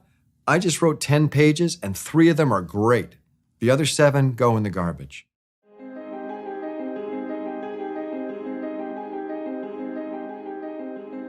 When you buy a novel, you're not paying for all of the words that the author put on the page. You're paying for all of the words the author deleted. The author did the heavy lifting of deciding what's important. The author gave what works room to breathe. And that means that your reading experience is pleasant. You're not hitting things that you don't need or you don't want to read. If you're setting out to write a thriller that moves, that inspires, that gets people turning pages, you're going to need a lean and tight narrative. Now, writing a lean, tight narrative doesn't necessarily mean that you're writing less. It means that you're editing more. You're going to have to create a lot of language, a lot of plot, and a lot of dialogue that actually doesn't make your final draft. Because by distilling a lot of information into those little gems, you will create a story that is nothing but the best of what you wrote. I live in New Hampshire. We make maple syrup the same way. We pour gallons and gallons and gallons of this sort of diluted syrup into a vat, and we boil it, and we boil it, and we boil it. And everything that isn't maple sugar candy evaporates. And what you're left with is the nugget of just what's important, just what you're trying to create.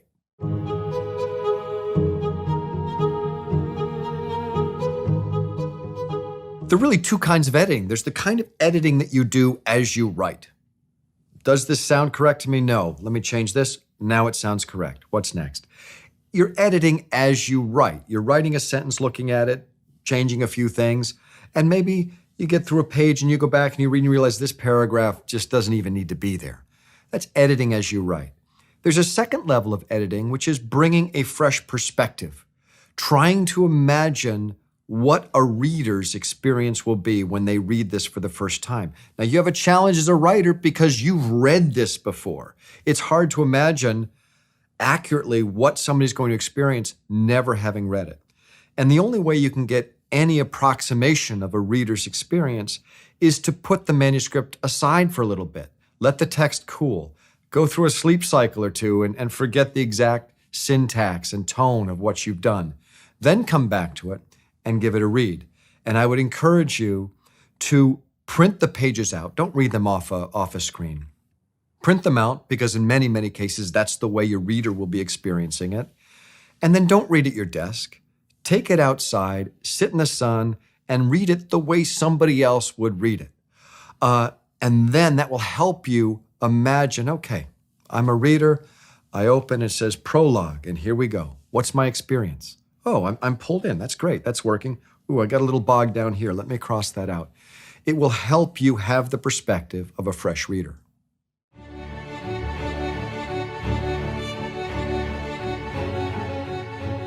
In any chapter that you're in the process of editing, maybe writing and editing, you will have prose that is in different stages of finished. You'll have a paragraph that's perfect. You'll have a bunch of X's that sort of remind you, I've got to stick some information in there. What I like to do is I just use color coding. I edit in 4 different colors. When I'm working on a chapter, maybe the first 2 paragraphs are in black. That's my way of saying these are in pretty good shape. And then I've got blue, green, and red. Red means this is a total disaster. You're going to need to spend some time on this. But what that enables me to do is at a glance, see sort of what shape the chapter's in. And it's kind of a little bit of a game. You're trying to turn the whole chapter black. And as it slowly turns black, you're kind of encouraged, like, okay, we're getting there. That's just the way I edit. You'll find your own personal way of editing, but I'll just remind you that your text will be in various stages as you edit. And your object is to get it all to that final stage where it feels finished.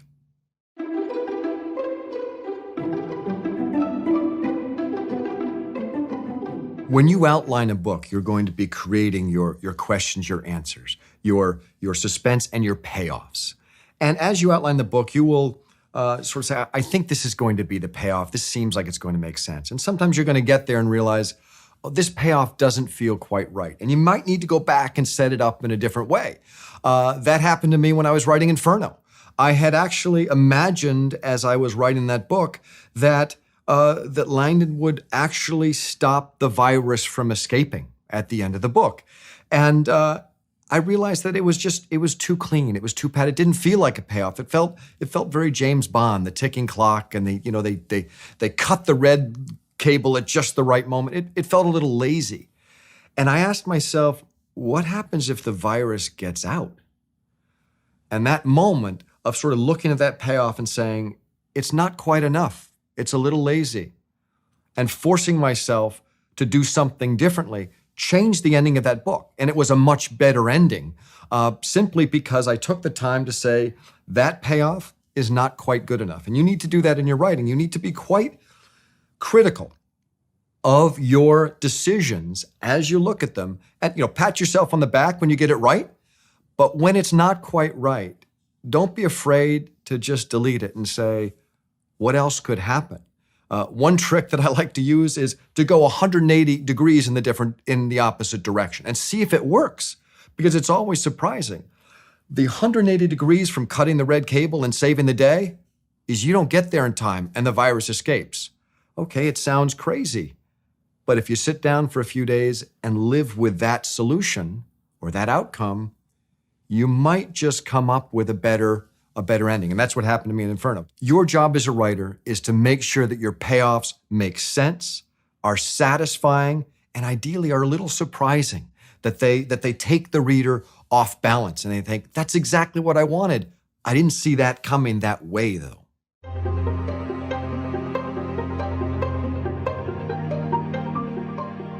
When I was first starting to write novels, I got some very, very good advice about criticism and outside opinions. I was told not to get opinions too early, to trust my own taste, my own judgment, and just go with that for a while. If you get outside opinions and criticism too early in the process, what if somebody tells you it's fantastic? Well, maybe you get a little lazy, a little self-assured. And if somebody tells you it's terrible, you get insecure, you get too self-aware of the process. So trust yourself for a while. Let yourself make some mistakes. Develop your voice, develop your perspective. Write the opening of a novel that you'd want to read. Then there definitely comes a point, a moment of truth, when you say, here it is. This is what I've done. What do you think? One of the most helpful editing processes is to have other people read your work, to bring a separate, distinct perspective to what you're doing. And you just need to make sure that the person reading your work is the right person, that they share your taste. You know, it's one thing to give it to your grandmother and she says, it's beautiful, I love everything you do. Well, that's not very meaningful. It's another thing to give it to your little brother who says, everything you do is terrible. You know, you got to find the right people. Somebody who might share your taste in books. Somebody who will be honest and tell you, this is what's working to my taste. This is what's not working to my taste. That they sort of get what you're trying to do. And then when they come to you and say, hey, look, I love this. This didn't make much sense. This was unclear. Or this just didn't seem likely.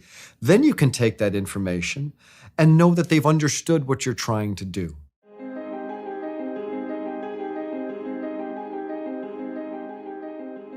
There's a great saying, novels are never finished, they're simply abandoned. You will always feel like there's something you can fix. And at some point, you're fixing it to death. For me personally, I'm done when I read a chapter and I don't trip over anything.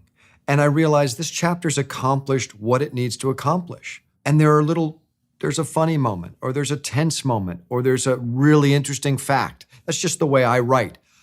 I essentially say, does this chapter do what it set out to do? And am I tripping over anything along the way? If you're not, guess what? It's done. It is very easy to spend forever in an editing process and never finish. There are many, many different ways to write your novel.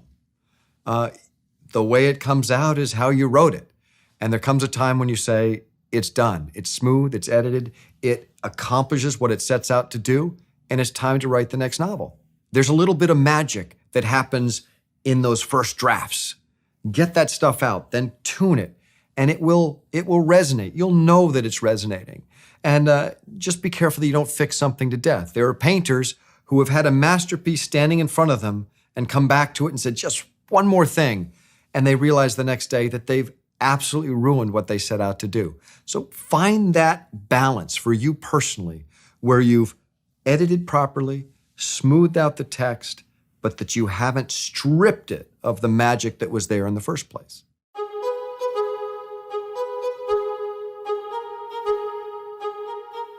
You as a writer are going to need to understand the concept of commitment. You're going to have to commit to your process, the hours it takes to write a novel, and above all, you have to commit to the ideas that you have. Meaning if you have decided this is my big idea, this is what I'm writing about, you need to commit to it.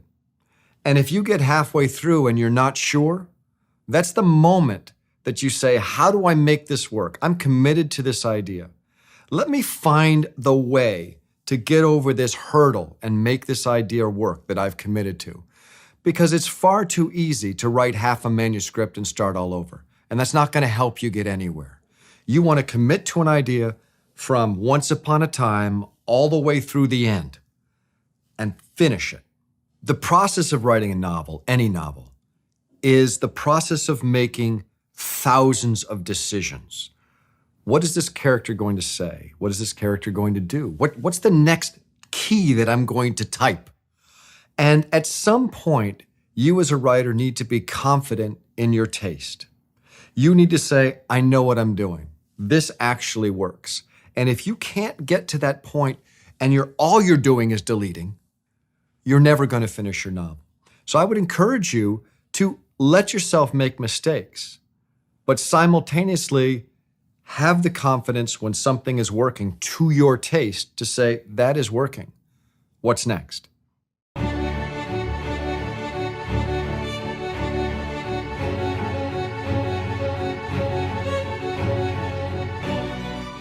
So you're setting out to write a novel, and you're smart enough to know that this is a long process. You need to understand that every day of the process, that it is a long process. You're not writing a song. You can't be inspired and finish this in a day. You are trying to write something that no matter how fast you write, it's going to take you a long time. It might take you a year, it might take you 3 years, which means that writing a novel is about a process. It is not all about inspiration and craft. It is about making sure that you set aside time every day to do your work. When I was just starting out as a novelist, I was often overwhelmed the way so many people are when they try to write a novel. It's a big project. And you sort of feel like, how can I do all of this? And I heard a great piece of advice, and I put it on a sticky note, and I stuck it to my computer. And it basically said, protect the process, and the results will take care of themselves. And all that means is that your job is not necessarily to write a novel. Your job is to get up every day, put yourself in the chair, do the very, very best that you can to create a novel, and eventually the pages will pile up and you'll have a novel. For most writers, myself included, the prospect of writing a novel is a little intimidating. And there can be moments when you say, I don't know if I can do this. And this idea of just protect your process and the results will take care of themselves, it just kind of lets you relax and say, wait a minute, maybe all I have to do today is make sure that I get to my desk and do my work.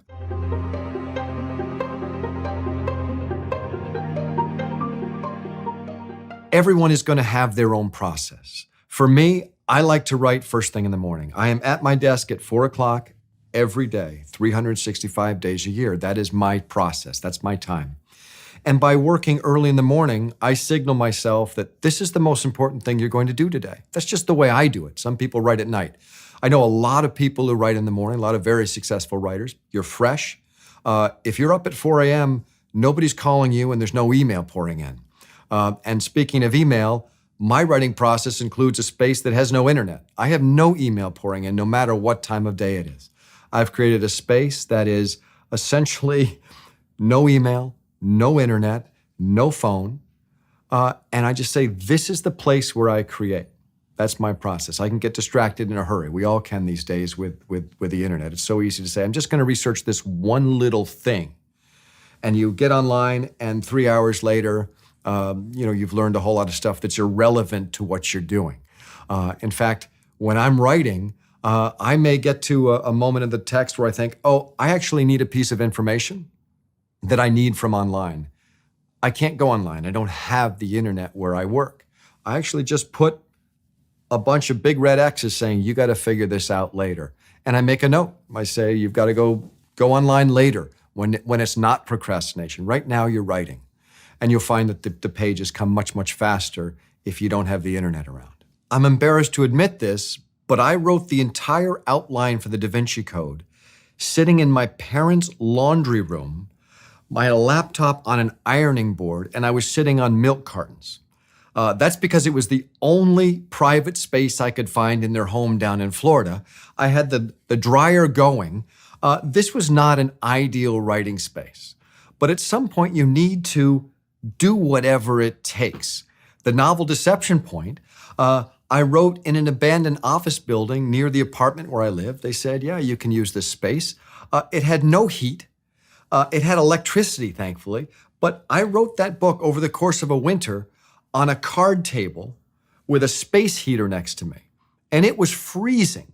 And I'm convinced to this day that that's why this book was set in the Arctic Circle and everybody's freezing all the time because I was miserable in my writing space writing that book. But the point is, it's where I had privacy. It's where I had no distractions. And I would encourage you not to get too precious about your writing space. It is just a place that's private. It doesn't have to have the perfect chair, the perfect flowers, the perfect anything. You're going to be doing something that takes place in your head.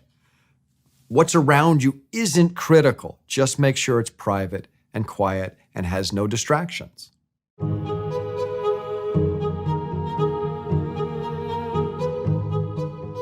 You have to be gentle with yourself when it comes to the output each day.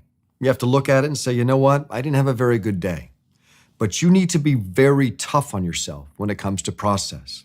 What I mean by that is if you wake up at 4 o'clock and your process is to be at your desk at 4 o'clock and you feel like, you know what? I'm just going to sleep in. No, that is the moment to be tough on yourself. Say, no, you're actually going to go to your desk. The moment to be gentle with yourself is when you've worked for 5 hours and created a scene that you think is going to work, and you read it and you realize it doesn't work. That's the moment not to go, I can't believe I'm doing this. You say, that's the process. I put in my time, I protected my process. And sometimes finding a scene that works requires writing the wrong scene a few times. That's okay. Don't be too tough on yourself. Type like nobody's watching, because guess what? Nobody's watching.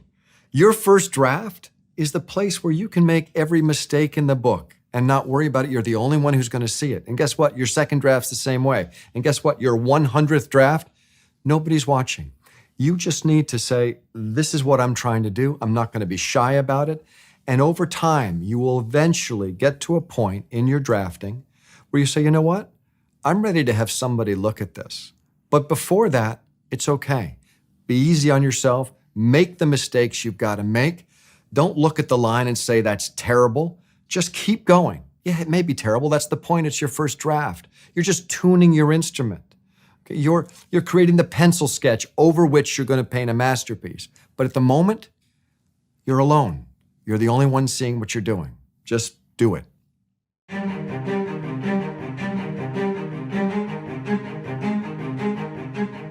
I've never been a big believer in writer's block. I've been a believer in writing the wrong thing and just making mistakes. But there is an easy cure to writer's block, and that's just to write. So if you're not sure what to write the wrong thing a few times and let that be the process by which you find the right thing. Oftentimes this sense of writer's block comes from just being too hard on yourself, just saying what I'm putting down must not be right, so therefore I'm blocked. Put it down and accept it's probably not right. It's your first draft. That's the point. Get through it. And guess what? The next time you go through it, it's going to be a little better. And the next time it'll be a little better. Strangely, I learned a lot about creativity from someone who is very different than I am. A man named Steven Tyler, who happens to be the lead singer for Aerosmith. You've probably heard of him. I had this experience of sitting next to him and talking about the creative process. And he told me that Aerosmith has this ritual of once a week having a meeting that's called Dare to Suck. I thought, Dare to Suck? What could this possibly be? And he said, each one of us brings an idea that we think is probably terrible. We're embarrassed we even have the idea, and we present it. And 9 times out of 10, the idea is terrible. But 1 time out of 10, you get dude looks like a lady or love in an elevator. And I learned a lot by saying, well, that's an amazing way to approach the creative process. It's fearless. So when you're writing, dare to suck. Dare to be terrible first. Now, the difference between good writers and bad writers is that good writers know when they're bad. But trust me, every single writer is bad sometimes. That's what they delete. And you always know a serious writer just by looking at his or her keyboard, because the delete key is demolished. You can't even read the word delete anymore. It's just faded from hitting it that many times. So when you set out, you can actually learn something from Aerosmith. Dare to be terrible. Just make sure you know when you're terrible and throw that idea out.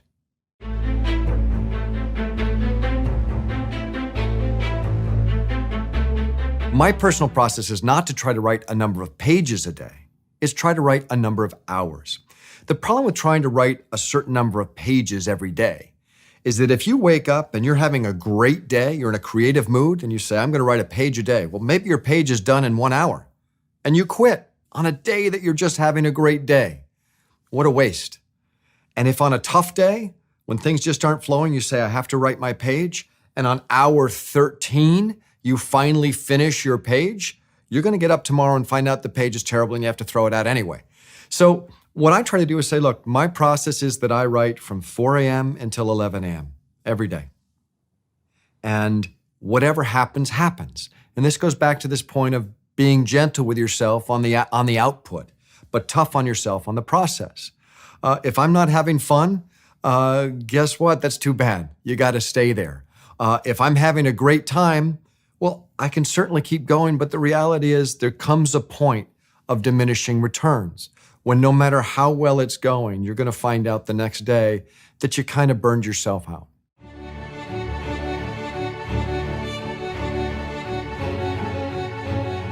At the end of every writing day, I like to do something that I call setting the table for breakfast.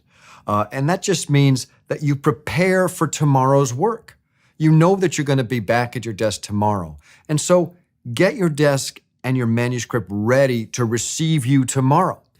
What that really means to me is that when I finish a chapter and I think maybe it's time to break, I'll write the first paragraph of the chapter I'm going to write tomorrow, just such that when I arrive at my desk, the engine's already idling. I'm not arriving cold. It gives you a little bit of continuity between day one and day two. It sort of tells you what's the tone. And even if you don't keep that first paragraph, it inspires you to start. Rather than staring at a blank page, you're saying, oh, that's right, Langdon's running through this tunnel. I know what has to happen. And that's just a little trick that you might try yourself. If you're going to set up a process where you're writing every day, when you arrive at your desk in the morning, the engine's running. It's right there waiting for you.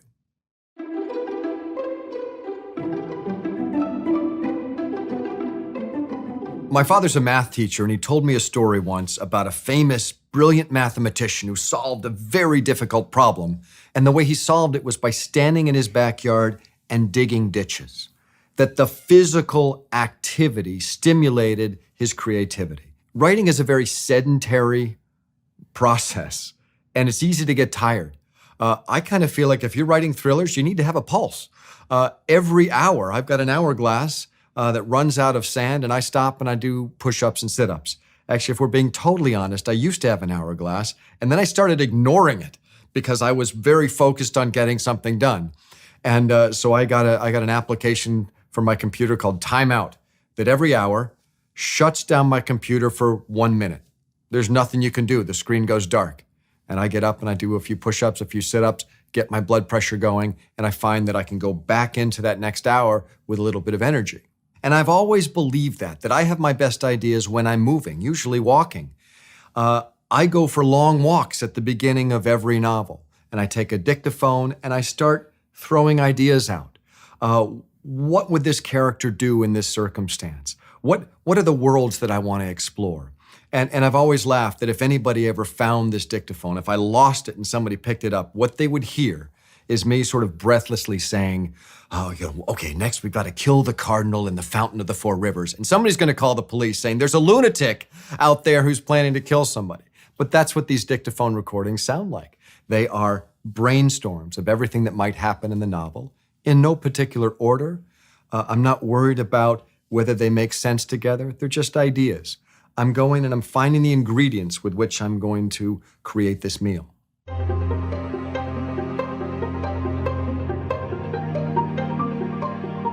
Depending where you are in the process of writing a novel, your process is going to look different. There are different kinds of writing.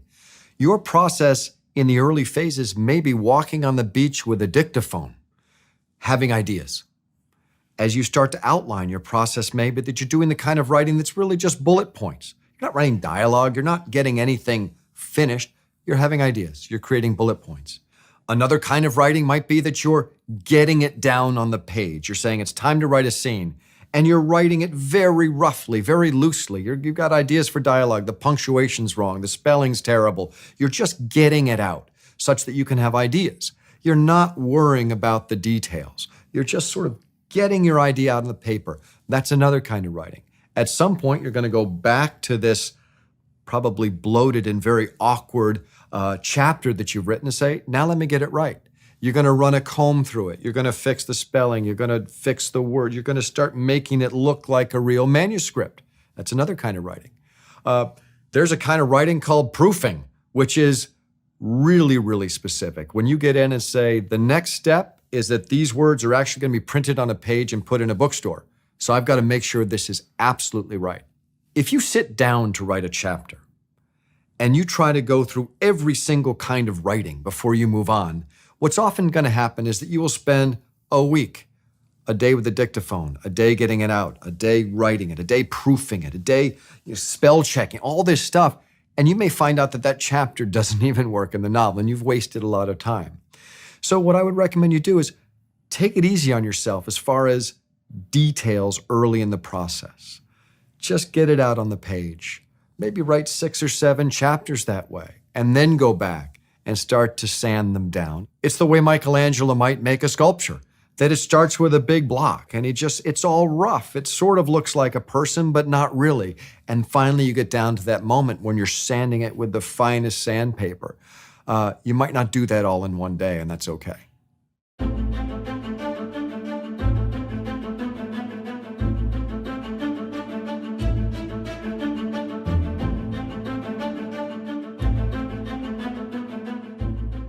Shortly after my first novel came out, Digital Fortress, I was giving a book signing, and I was excited. It was one of my first signings.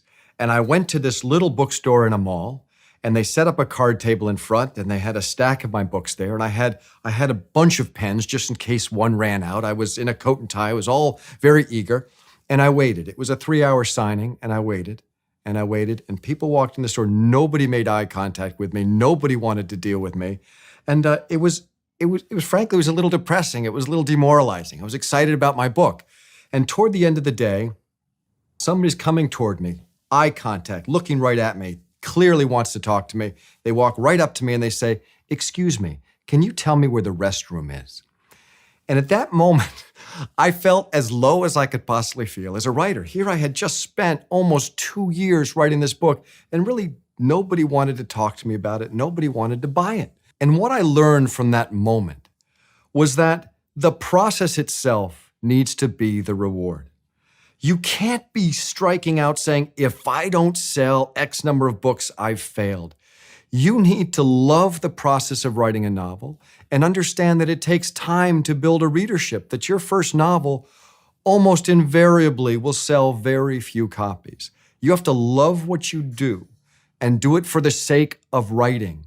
Do it for the sake of sharing a story with your readers. And then, in the same way that you are committed to your story from beginning to end, be committed to the process of building your career, of building an audience. Just because your first book doesn't sell doesn't mean your second won't. In my case, my first book didn't sell, my second book didn't sell, my third book didn't sell.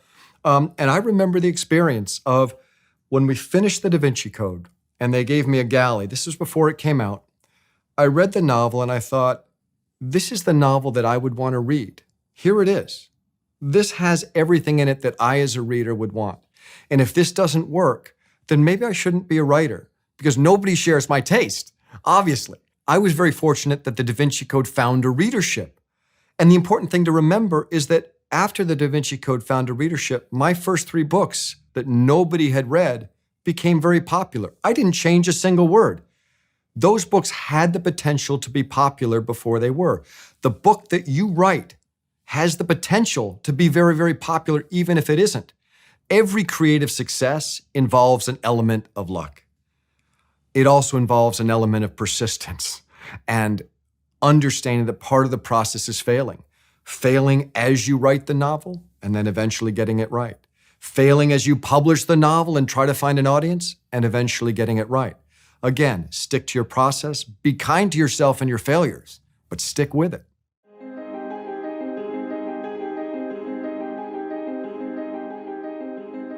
When my first novel, Digital Fortress, came out on St. Martin's Press, it was a small book for them. I wasn't a known writer. They published it and put it in libraries, and that was about the extent of the publicity that the book got. And I, as an aspiring writer, said, well, I need to take matters into my own hands. I need to publicize this book. I need to sell it. And my local bookseller, Dan Chartrand at the Water Street Bookstore, and I got in his car, because my car didn't work, and filled the trunk up with copies of Digital Fortress. And we went and I spoke at Rotary clubs and I spoke at computer groups. We talked to anybody who would listen about this book. We didn't sell many, but we spread the word. The other thing that we did is I didn't have much money, and I took what little I had and bought an ad in Radio and TV News Report, which is essentially an industry magazine that says, if you have a radio talk show, here are the people that you can talk to on your show. And I took an ad out and said, I'll talk to you about national security, civilian privacy, how the NSA reads your email. And it was interesting to these talk show hosts. And so for about 2 months, I would get up very early and start doing the drive time radio shows, just phone interviews over and over. Some were only 5 minutes, some were 30 minutes. And I'd work my way across the country, starting on the East Coast, working all the way out to Hawaii, giving these interviews, talking about my book.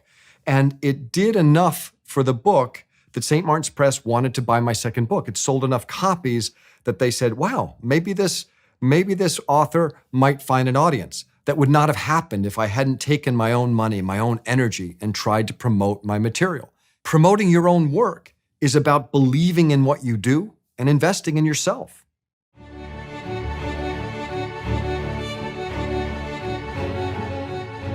Because of technology, the world today is much different than the world as it was when I published my first novel. Essentially, you have the ability to publish worldwide just by pressing a button on your computer electronically. That's a wonderful way to share your novel with other people. And yet, if you're really looking to build a career as a writer, you need to surround yourself with the people who can make it happen. Most successful writers are very well aware that they are not self-made. Their success is a group effort. Yes, maybe they wrote the book, but somebody agented the book. Somebody edited the book. Somebody published the book. Somebody marketed the book. And most authors will thank all these people in the acknowledgments of their book. So you, as the aspiring writer, wondering, how do I find an agent? How do I find the right publisher? How do I find the right people to work with? All you need to do is find a book that you love. Find a book that's in the genre that you're writing, that reminds you a little bit of what you do. Look at the acknowledgments. That is a little treasure trove of information in every single book that will tell you how to market your own. You need an agent who is going to be your cheerleader, the person who believes in what you do and follows it from the moment you write Once Upon a Time all the way to the moment that it's being sold and promoted and becomes a hit. You need a publisher who believes in you, who understands what you do, who believes that what you do has the ability to make money for them. I don't want to sound mercenary about the creative process, but the reality is what you're accomplishing by surrounding yourself with good people, the people who can make your career happen, is the luxury of writing another book and making a career out of your creative passion.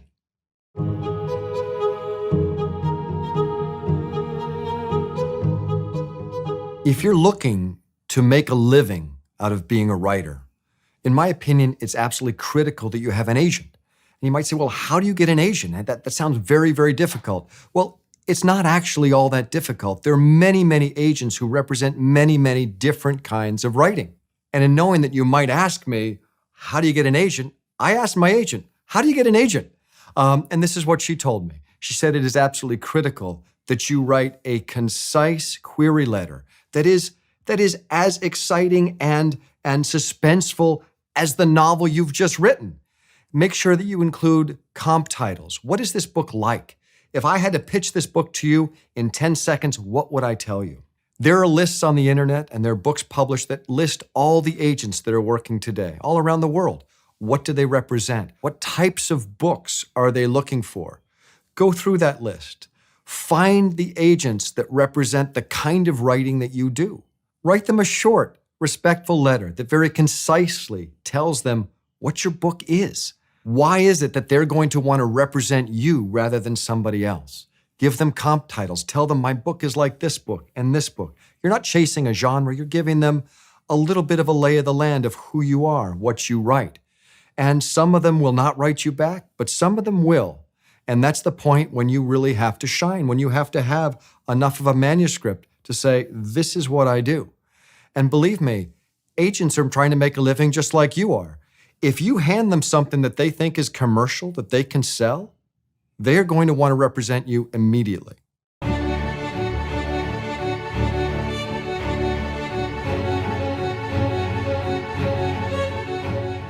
At the beginning of this masterclass, I made a promise to you. I told you that I would admit something to you that I had never admitted to anyone, and that I would show you an artifact that only I had seen. And of course, we know how important keeping promises is to the storytelling process, so I want to do that now. After I wrote the Da Vinci Code and it became so popular, I sat down to write my next novel. And I very quickly discovered that it was much harder than I thought to write when you know that a lot of people are going to read what you've written. It turned out to be a 6-year process. And about 3 years into it, I was really questioning whether or not I could do it. And I decided to try to trick myself into believing that I had already written the book. And I thought this book was going to be called The Secret of Secrets.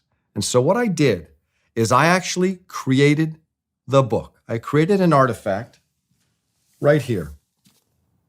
The Secret of Secrets. What this book is, I'm not even sure what book it is. I just stuck a fake cover on the front of this. I made this on my computer. And every morning, I would sit down and I would hold this book and I would say, well, I can feel the weight of the book. I can see the book. It actually already exists. All I have to do is write it. And as a little bit of extra impetus, a little bit of extra enthusiasm, I printed a copy of the New York Times bestseller list. And I photoshopped The Secret of Secrets into the #1 spot, trying to convince myself that the book had already been written, had already been published, and was already successful. This was just a trick to get me through that really tough time in writing a novel. And the reason I'm telling you this is that writing a novel is an enormous undertaking, and self-doubt will be part of that process. There will be days you just don't know if you can do it. And on those days, what is going to save you is your process, your ritual. So if you're just starting to write a novel, go create that process, go create that ritual. And if you are in the middle of a novel right now, recommit to that ritual. And I wish you the very best of luck.